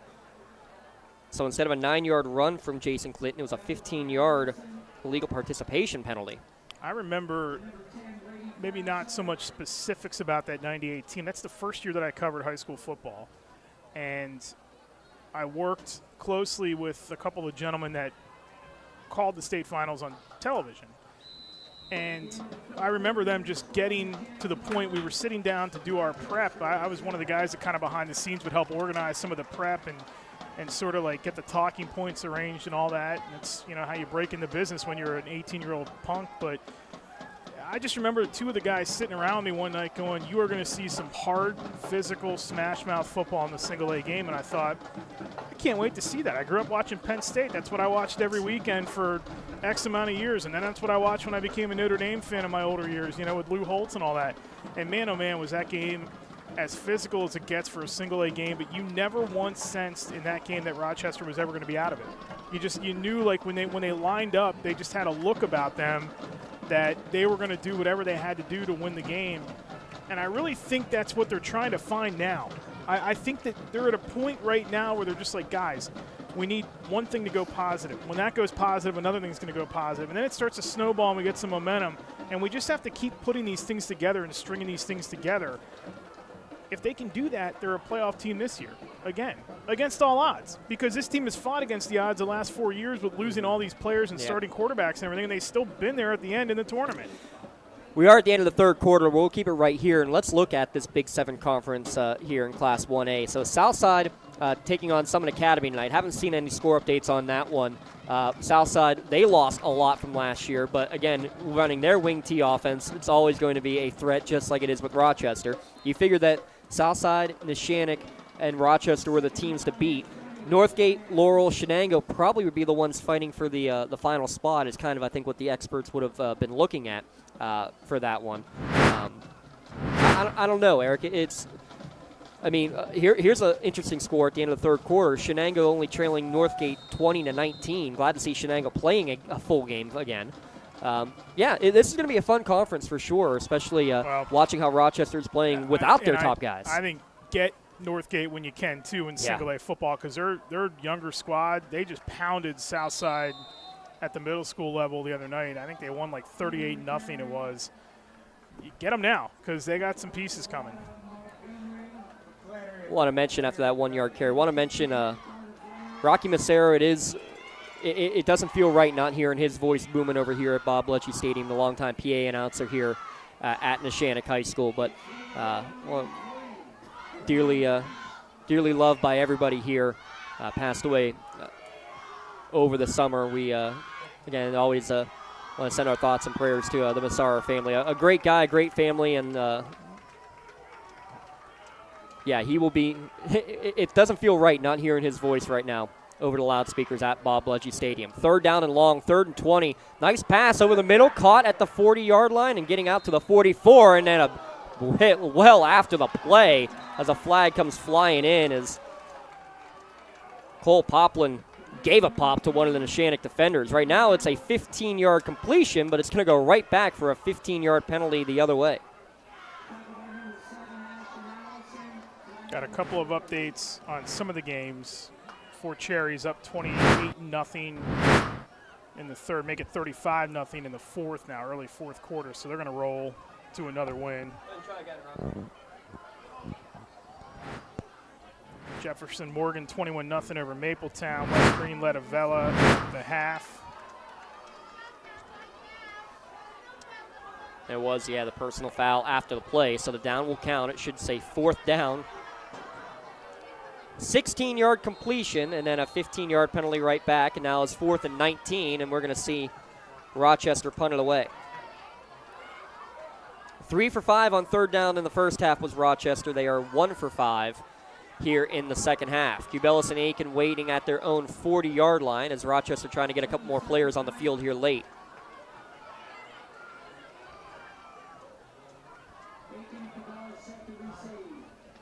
Play clock's at 0. I don't know if they ever reset. And now they finally do throw the flag for delay of game. Penalties. I mean, my goodness. It was such a clean game in the first half. There are 3 penalties for 12 yards for Rochester in the first half. I'll have to add this all up, but it looks like about 10 penalties for 70 yards. That's disappointing. I mean, this, again, was a 7-0 game, and they're right in it. Start going backwards early in the third quarter. Remember, they lost yardage without snapping the ball. I think one time they snapped it. 8 for 60 officially on the penalties, and this is a high end-over-end kick, short, but it takes a Rochester bounce at their own 45 and makes it all the way down to the Neshannock 42. Well, that's a good job by Frasso to get away from that thing, too. So Neshannock takes over, 10:04 remaining in the fourth quarter. After the game, we'll also have our Maley Chiropractic play of the game. Visit Doctors Mitch Maley, Chris Ardro, and Kelsey Bowser, voted best of the best chiropractor in Lawrence County. Remember, even seasonal allergies can be alleviated with chiropractic work. And let me tell you, I went in on Tuesday. The allergies were flaring up pretty nicely. Tuesday night was pretty nice. Felt like I could breathe again after getting my adjustment. 2 receivers each way. Handoff. Aiken lowers his shoulder. Not a lot of room. Fighting forward. Hanging on to that football with both arms. He's going to get out to the 45 for a 3-yard gain. That's only the 5th carry of the game for Anthony Aiken. This is a weird game statistically how this has played out. Yeah, it is. But I think that they found the guy that they wanted to go to. And this may be what the Neshannock offense ends up becoming the rest of the way. Maybe it's a different guy every week. You never know. I think when they have to turn it on the most, you'll see Mazzocco and he can be the 2 primary ball carriers. But, tonight was just Ashton Allison's night. We're not done yet. Yeah. If you would have about 50-1 odds to say Ashton Allison would be the leading rusher for this team tonight. Play action. Mazzocco throws it over the middle, caught at the 40, and then hit immediately for a first down. Making the tackle was Isaiah Rice. Flag was thrown after the pass was thrown. I wonder if a late hit. I was going to say, I wonder if it was a receiver downfield. Yeah, it was. A lineman went down too early. It's an unfortunate penalty. That was a good throw over the middle by Mazzocco, too. And you can just tell that he trusts his arm. I mean, he was good last year making big plays right and left, but you can just tell he trusts his arm a lot more going into this season.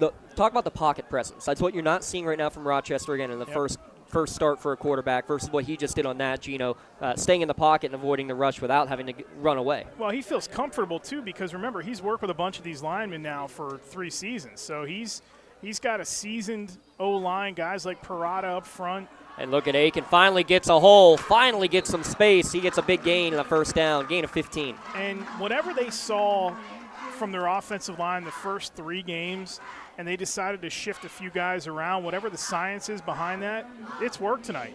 Part of it was injury. Cadence Carter out with an injury, but Dante Canciello was a player that they all told us during preseason was a kid to watch. He's now in there in the starting lineup. He's been really impressive. So, I mean, it's partially by injury, partially by necessity, but also partially by, just finding the right guys out on the field.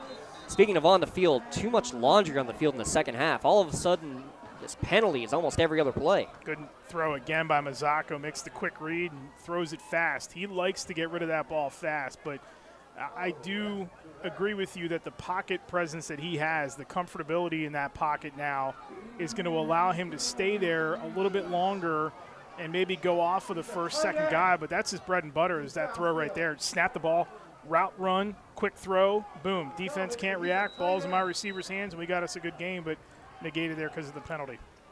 Another illegal man downfield as the call. You see him barking out to his offense, too, to get in position. I mean, that's a leader on the field right now, and we got moving up front again. Veronese moving a little bit too quickly on the offense. So now that's 6 penalties against Neshannock in the second half for 48 yards. Elwood City leading Mohawk late. Good battle down there at Helling Stadium, but Mohawk driving, trailing 28-24. Laurel hanging around with Bishop Canavan. 35-17 your score there. What a surprise that Mohawk's in a shootout. Oh, my goodness. What a surprise that Mohawk's in a close game. Montgomery, the motion man, on first down. Should be 1st and 20. Jet sweep for Cubellis. He's going to try to get to the edge. He does. Across midfield to the 45, down to the 42-yard line. Hey, we also talked about that. That was one of our works in progress keys to the game was it needs to be Dom time to get him some extra touches one way or the other. That's his 3rd carry of the night to go along with a 5-catch night. Yeah, whatever they have to do, and there's a good look at what we said earlier tonight with the keys to the game, whatever they have to do to get him the ball, whether it be the quick throws that we saw, the penalty play, or the jet sweeps, the pitch passes, whatever the case, they have worked those in there tonight, and it's good to see him get multiple touches tonight. Aiken getting to the edge, using his speed and showing the boom as he lowers his shoulder down at the 30-yard line. 12-yard gain for Anthony Aiken. The hole's starting to appear here late as maybe Neshannock a little bit more fresh, a bit of a deeper bench, bigger roster, and knock on wood, they have avoided the injuries. You mentioned Cadence Carter. He's in a walking boot right now as one of the starting offensive linemen to begin the year, but they've been rotating lots in and out. My guy's back in there, James. Tight end spot. Buff on the handoff, and how about this? Picks it up on the ground and throws it to the near sideline. It's going to get inside the 20-yard line, but another flag thrown on the play. Gino Mazzacco may have just had your Maley Chiropractic play of the game, but there's laundry again all over the field. My goodness. Might there be a block down the field? Well, probably because it was a late throw. You have offensive linemen who are too far down the field again, I think. You can see one or two of them in the view right there. He picks that up last year and he runs with it, and he tries to make something out of nothing, and that's what I'm saying is he trusts his arm more now. I mean, to pick the ball up and just sling it like that. Now, I'll tell you what I get annoyed with the rule. If the lineman is blocking down the field on the side that the play goes to, you throw your flag. If it's on the opposite side, which it looked like, at least out of our view on the replay there, if it's on the opposite side, let it go. Pitch pass forward this time to Cubellis. This will be catch number 6 on the night. Another flag on the play. This one's coming back. And I'm not saying let it go if you're the official. I mean, it's by the book that you have to throw it. I'm just saying redo the rule because if it's away from the play, it doesn't matter. Well, and part of the other thing, too, that a lot of people don't understand, if the block was initiated at the line of scrimmage and continued down the field, it's legal. Right. But if you separate and then do it again, that's another story. 7:08 remaining here in this contest as we've had more flags on the field than we've had plays in this fourth quarter, I think. It's almost like, the offensive line's job is to block at all costs. And it's almost like they punish you, as you're saying, if you're blocking for a run, you're blocking whatever you can get down the field. I mean, if you got to go out there and lead block 20 yards down the field or whatever, you do it. Well, here's another eyebrow raiser. Illegal man downfield, 5-yard penalty. And then that one, another 5-yard penalty, right? Why is it 1st and 18? They marked it from the spot of the foul. Must have been. Oh. How about that? Leaping interception made by Javen Hemmer. Down to the 40, down to the 38-yard line. He's tripped up there by the quarterback, Mazzacco. Mador Bonner-Law changing possession, but athleticism galore. Getting up there and snagging it by the 6'4 senior. Well, and we said that earlier about him as a pass catcher. Watch him just read the play the whole way. He is not covering anybody. He is going out in the flat, and he's basically spying on Mazzacco the whole way in that play. And his athleticism, I mean, again, he's one of those guys you have to throw it over top of to beat him. He's 6'4". He can probably jump to about 6'7" or 6'8" with that long wingspan. And Mazzocco just did not put enough on that to feed it over top of him. Excellent play. 6:42, Rochester is trying to get something here late in this game. Misdirection, are going to get it to the third man through. Clinton fights forward to the 34-yard, or 36-yard line, before the whistle finally blows. Gain of 1 or 2. Clinton now on the day. 15 carries for 84 yards. This is where if you had a somewhat of a vertical passing game, you could try to go quick strike. Rochester hasn't shown that yet tonight, so we're not sure if Seagate just doesn't trust his arm or what the case is. But, again, Hemmer is out there. He's 6'4". You can break him off the line and throw a ball down the field to him as far as you possibly can. They need something in the chunk play variety here with under 6 minutes to go now. Back in the T formation, they'll send Clinton in motion this time. They're going to pitch to that far side. They're looking for Henry. Cuts it up the field. Good vision to get across the 35. Down to the 34-yard line. 3-yard gain. Time is becoming the issue, though, and it is with any team that runs this style of offense. It just, it takes a while to get every play in. It takes a while to really get into a motion. This isn't a team designed, kind of like Wilmington, to play catch-up. Henry and Clinton on that far side working in tandem for the block and the run. Good job. We haven't seen him pitch at that time. We haven't seen him pitch it tonight. And see, now here's what I'm talking about, James. You got Hemmer top of your screen. Throw it up to him, man. Get the ball down the field and see if he can out-jump somebody and make a play. They're going to go a little trickeration on the reverse, but the ball is dropped. He'll pick it back up, though, is Desmond Ledford. He's going to get back to the line of scrimmage, and then he's knocked out of bounds by Brady Frasso after a short gain. Nearly disaster. Trying a little trickeration at least. Something different, just unable to hold on to the ball. And again, a bobbled exchange, which we've seen a couple of times. 4 times last week. It's been better tonight, but good job to pick it up on the bounce. And it's that Montgomery who blows it up on the far side, too. So a good play by him to stick his hands in there and get up the field and disrupt what he thought was the runner, which was the runner initially, but then to really disrupt the pitch and blow the whole play up. That whole play really stalls out because of the play Montgomery made. 4th down and 4, offense on the field, and they got the first down with the hard count. Only the second first down of the second half for Rochester. How good is that a backup quarterback is able to draw you off sides? I was just about to say watch it, too. He's only a sophomore. We don't know if he can throw the ball down the field, but we know he can draw you off sides with a hard count. Score update from Elwood City. 34-27. Elwood City saw their lead trickle down to 1 on another field goal, but now with 6:18 remaining in that game, it's a 7-point game. Knew that was going to be a great one down at Helling Stadium.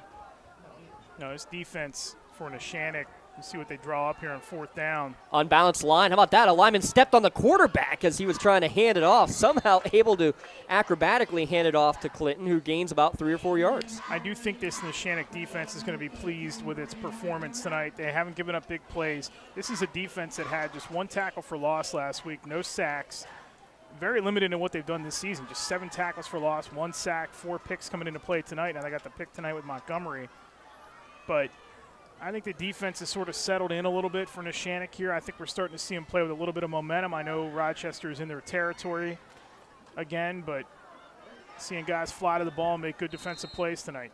Jason Clinton trying to run like Clint Portis out there. 17 carries now on the night, another 3-yard pickup. 90 yards now on the day. That's more than he had all year combined coming into this one. And this seems like now it's a formality because Rochester's in no hurry. We talked about Fort Cherry, Matt Sieg, the broken hand. Westinghouse lost Kaishan Robinson for the season before the season. Going into play this week, and they've outscored their last 2 116-0. Handoff right up the gut for Lyons. He's going to get close to the first down marker. Needed 3. Looks like he got 2. By the way, I wanted to mention this about Lyons, and I'll let you get back to that thought about Westinghouse. Wearing the Guardian cap. They've allowed it. You've seen a few players wearing the Guardian caps over the course of the season so far. I like that they've put that in to allow players to wear that during the course of a game. Yeah, and it really hasn't really bothered anybody. It seems like they're lightweight enough that you may not even notice them, and it's a good way to protect the kids going forward. A couple NFL players doing it this season too, which is good to see. You know, you looked in at Clareton, 3-0, 338 per game. They're outscoring teams 123-7. they're probably not going to get tested as we get a Pontius Insurance timeout called by Rochester with 3:17 to go in the contest. Canevin, we said it, they're winning tonight against Laurel, and they took apart Steel Valley last week. And then you go outside of District 7, Bishop Guilfoyle's 3-0. They're averaging just under 400 yards a game, and Lackawanna Trail is cruising in District 2. And then you throw our teams in there in Wilmington and Neshannock, and man, oh man, is single A good this year. It is so good, and not sure what's going to come out of the East, because Steel High, the defending state champ, is now up in 2A, and they lost most of their talent anyway from a season ago. Alex Irby is now at the Naval Academy, and he is tearing it up for the Naval Academy's JV team. So I know whatever team gets there anyway is going to be happy. That kid ain't throwing the ball for Steel High anymore if they were to make it. But did he end up setting the all-time state passing record? Yes, he did. Yep. 4th down and 1. That was the final timeout for Rochester with 3:17 remaining. They're in the T formation on 4th and 1 in the red zone. Lions right up the gut, and he's going to get the surge, I think, enough to move the chains. You know, and where I'm saying a couple minutes ago that they need to try to do something vertical, this is probably the best attack mode for him here late in this game. Just keep working on what you want to work on, get the reps, get your blocking down, run your T offense, get your quarterback comfortable. We've already seen him get a first down for your team by drawing the other team off sides. You know, G. Matzik knows what he's doing. He's a 25-year vet. He's been coaching forever. He's going to have 300 wins when he's all said and done. He's trying to make this team, mold this team into something here almost midway through the season. Pitch to Ledford, able to avoid the first man in the backfield. Guess who it is? Montgomery. He's flying in there again. He's going to get out of bounds about the 14-yard line. Down to 2:52 remaining. We haven't talked enough about Braden Montgomery. He has the interception today. Again, came in leading the team in tackles. 3 tackles for loss. He's got a block kick on the year as well. Just does a little bit of everything. Also has a touchdown reception on the season as well. Just blew that play up, too, a couple minutes ago. Nearly blew this one up as well, though Ledford able to get a 3-yard gain out of it. Ninth play of the drive. This is the pride drive right now. Can Rochester get only their 2nd touchdown of the year? Can Neshannock keep a clean sheet? Clinton, nowhere to go on that carry. No gain. 3rd down and 7 to go. We're down to 2:45 remaining. Remember, head of the Crane Room after tonight's game. Say the winning word conference for conference openers today and get your free Crane Chips appetizer at the end of this one. I'm saying the word wings when I walk in that door tonight. I'll say conference first, and then I'll say wings. I had leftover wings for lunch, though. You can order for the table. You can order for the table. You get the chips for the table. 3rd down and 7. Just over 2 minutes remaining. Bobbled snap, picking it up and throwing it to the near side. Lyons makes the catch, and he's going to break through one tackle. Tatterson couldn't bring him down. Big boom from one of the linemen coming across to hit him late. Actually, wasn't one of the linemen. He looks like one. Big number 7, Ashton Allison. Says, I want to get involved in the defense, too. See, that's what they need Seagate to do. I hate to say that that's a good play because it's a busted play, but your sophomore backup made something out of nothing. I wonder what they do and what the length of Patrick Bass's injury is going to be, because you almost hate to thwart the momentum that Seagate has making the start here tonight. He's done some things right. Yeah, they got to get this exchange worked out, but, I mean, he's directed this offense. Time of possession has been in their favor. 4th and 2, but there's another bobbled snap, and it's going to be recovered by Neshannock. I think Brady Frasso finally is the one to fall on it, but it's a Madore-Bonner Law change in possession, and it will remain a shutout for the Neshannock defense. And right as you said, he was doing better with the exchanges, so that's 2 in a row that go not his way. Yeah, and they've got to get that worked out. Again, I go back to what we saw in warm-ups tonight, and they had one of their assistant coaches who was basically locked on his top hand in the snap and saying, don't move this hand, and was snapping the ball to him while holding on to his wrist with the other hand to keep that hand in place, perfectly positioned to get that snap. There's just something that hasn't computed right, and that's now how many in the last 2 games now for them? I mean, there's at least 4 of them, 5 here tonight. And there were 4 bad exchanges yesterday. Yep. Or last week, yep. A couple team rushes, and that's going to wrap this one up. Neshannock, a shutout victory, 21-0, but they had to work for it, Eric. Yeah, they definitely did, and we knew that this Rochester team would give them a test. We knew that they'd be tough. They're a tough-minded program. They play like their head coach coaches, very tough. They're up against it. They've been used to the injury bug, unfortunately, in the last couple years, and they did what they could here tonight to try to extend Neshannock as much as they could, and they got to the locker room with a 7-0 deficit. They had a chance in the third quarter, couldn't go forward on that first drive, and kudos to Ashton Allison, who outscored him by himself tonight. He had one heck of a game. One more kneel down, and that'll wrap it up. Neshannock 21, Rochester 0. Lancers move to 3-1 on the season, but more importantly, 1-0 in Class 1A's Big 7 Conference. Rochester still winless now at 0-3 on the year. We'll step aside, pay a couple bills, and we'll come back and wrap this one up when we return. 21-0 your final here on the Lawrence County SportsNet, powered by LCAP.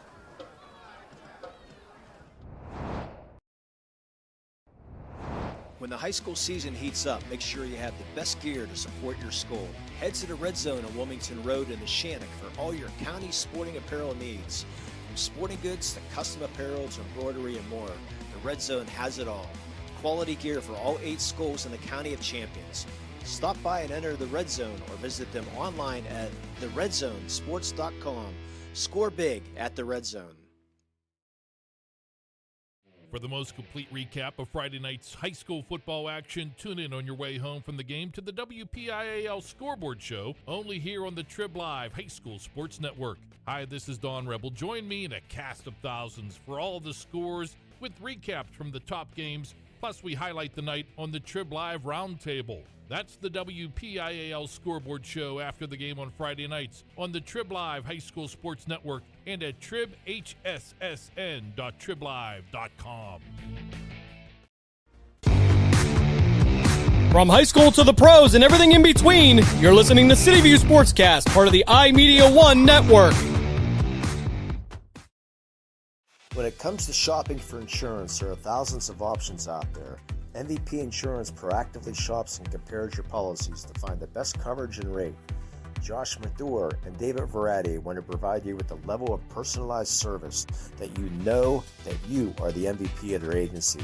They simplify insurance so you can live stress-free. Visit one of the locations in Xenopleopole or in New Springfield, Ohio. Call MVP for the win, proud sponsor of the MVP of the game on the Lawrence County SportsNet.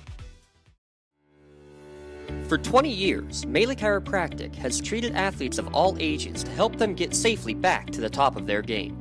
Melee Chiropractic has 3 full-time doctors in their office, and all 3 are former area athletes who have had to battle injuries throughout their careers. They want to help you get safely back on your feet. But more importantly, help stop the injuries before they happen. Prehab before you rehab. Attention all high school student athletes. During your sports season, a $30 visit to the Melee Chiropractic office includes an adjustment and/or all therapy is necessary. From the athletes of tomorrow to the weekend warriors and everything in between. Let Melee Chiropractic keep you in the game. Thank you for calling Axe. Where can we take you today? To work, to the store, to Grandma's house. Axe can get you there, but it's much more than a ride. It's a joyride. I'm helping people. I'm getting them out of their house. I'm taking them to their doctors, to the grocery store. They say I'm entertaining. Okay, we laugh, we joke, we sing, we tell stories. They're like family to us. Even if it's the same day, to schedule your joyride, call Axe today.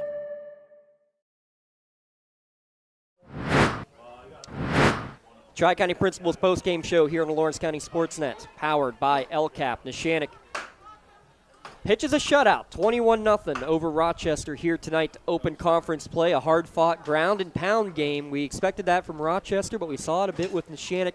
Struggled to run the ball early, but the change-up at halftime, Eric Thomas, leading 7-0. They get good field position, and they go in the wing tee, and they get a couple of touchdowns. Ashton Allison, 3 total on the day. Yeah, giving Rochester basically a dose of their own medicine in that second half. I like the adjustment because your offense, again, it's been big play, shootouts. You know, they played from behind last week, but they still had big plays. This team has been predicated on its defense, I think, in the first couple of weeks, and I mean that in the sense that their defense had to get better. It was definitely better tonight. But what can aid a defense like that is when your offense is able to control the tempo of the game. And I believe at that point of the game, the Neshannock coaches just thought to themselves, look, this Rochester team's playing us tough. We're going to have some things open up, and we're going to get the offense back on track. But what we need to do first is we need to run the football, because if we start doing that effectively, it's going to open everything else up. And then you saw them take a couple more chances and hit some big pass plays after they got the running game in order in the second half. Leading statistics as we look at our Creative Edge scoring recap from concept to creation, combining extensive construction experience with creative design to make your project a reality. Call 724-652-1372 for more information. Gino Mazzago, 11 of 16 for 167 yards, a touchdown and a pick. He also ran for 27 yards. Anthony Aiken, 7 carries for 38 yards. Justin Edworthy, 23 yards on the ground. Dom Cubelis, a total of 57 yards on 2 rushes and 5 catches, depending on how they officially end up being called, as whether they are runs or passes on those pop passes. That's neither here nor there. Ashton Allison, though, is the man of the night. Let's just get it over with. He's your MVP Insurance MVP of the game. 3 carries for 30 yards and 2 touchdowns, but he also caught 2 passes for 70 yards, including the first one, a 9-yard touchdown. So a 3-touchdown night. Ashton Allison for your MVP Insurance MVP of the game.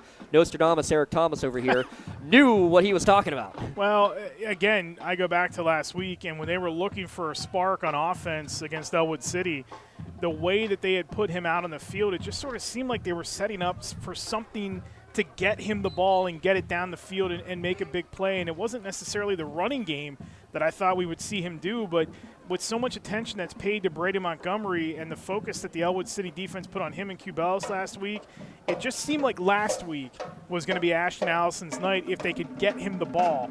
And I thought in the days leading up to this game tonight, you know what? They're probably going to go back to that. We didn't see it last week. They really couldn't show it last week. What the heck? Let's do it tonight and bring him out there and showcase that. And I'm telling you, what makes this team so dangerous, I mean, we know the playmakers they have, but think about if he can stay that effective on offense, what that's going to do for Brady Montgomery then, because then he becomes the guy that you try to work back in the offense. And when you have those two running in tandem, they got the best set of wide receivers of any team we have in the county. They got the best set of tight ends of any team we got in the county.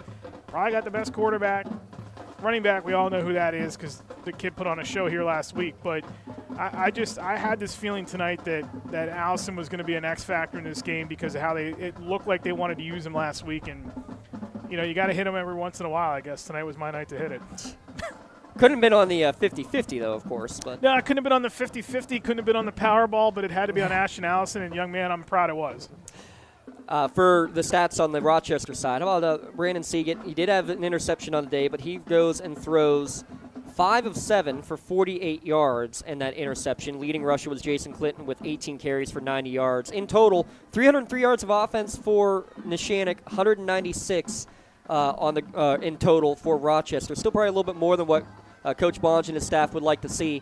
But in the end, you get a win, and in shutout fashion, you got to be pleased for Coach Bonjavengo that, yeah, a little bend don't break at times, but they were able to weather the storm and keep this Rochester team out of the end zone at least tonight. Well, and their defense is going to come around. I think this was a perfect opponent for them to play, a physical, run-first team that really is going to put the onus on the defensive front and the stacking the box.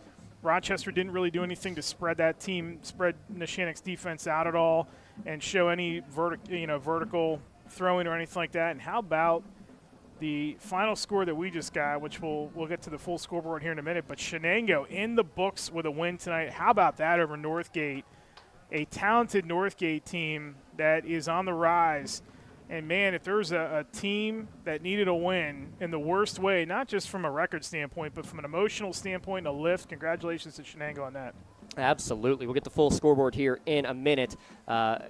We gave it officially. Let's do the official read. Your MVP Insurance MVP of the game goes to Ashton Allison of Neshannock. 3 touchdowns, 2 on the ground and 1 through the air. He just got his customized T-shirt in honor of being tonight's MVP of the game. That T-shirt courtesy of the Red Zone for being tonight's MVP Insurance MVP of the game. You can view the full list by going to lcsportsnet.com. Click on MVP of the game. Congratulations again, Ashton Allison, a 3-touchdown night. Your MVP Insurance MVP of the game. Call MVP for the win. Play of the game, we had a couple of good nominations, but in the end, you got to give it to a defensive play when you pitch a shutout and you get the turnover when your backs are against the wall after giving up a turnover yourself to get it right back, Eric. Yeah, and this was at a point in the game when it was 14-0. So Rochester, when they get the ball back on the Neshannock side of the 50, when they had rolled out Seagate and Brady Montgomery just stayed right in front of the pass the whole time. I mean, Seagate did not really see him, which I don't know how he didn't, because he was in front of the play, in front of the receiver the entire route. He never left the receiver. Was excellent coverage by Montgomery.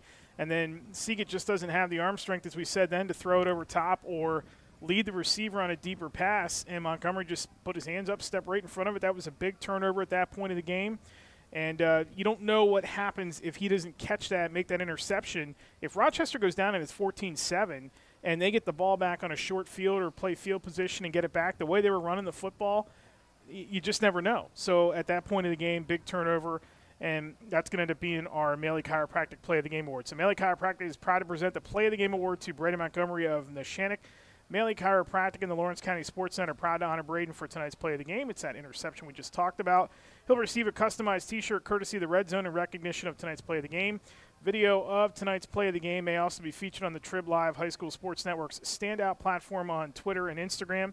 To view tonight's Maley Chiropractic Play of the Game and the full list of this season's top plays, go online to lcsportsnet.com, click on Play of the Game.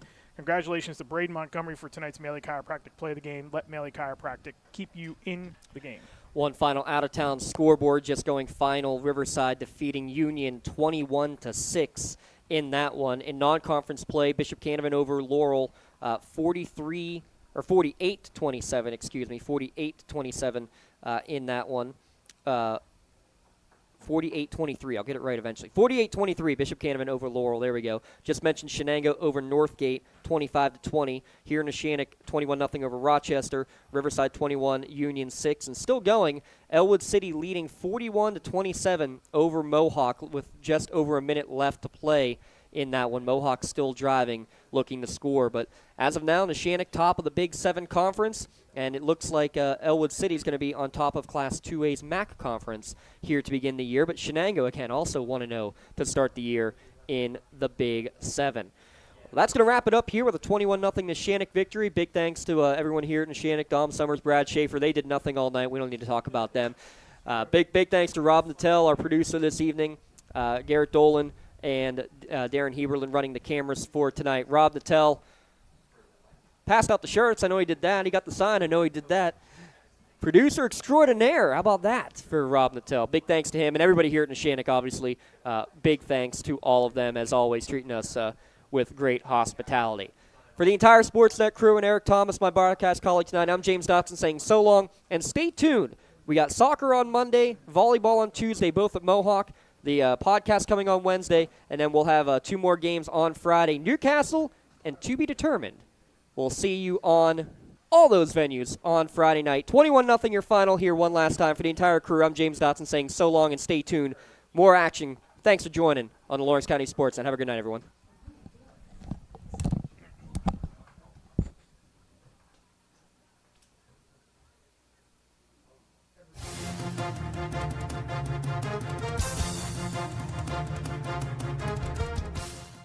Your voice for Lawrence County sports.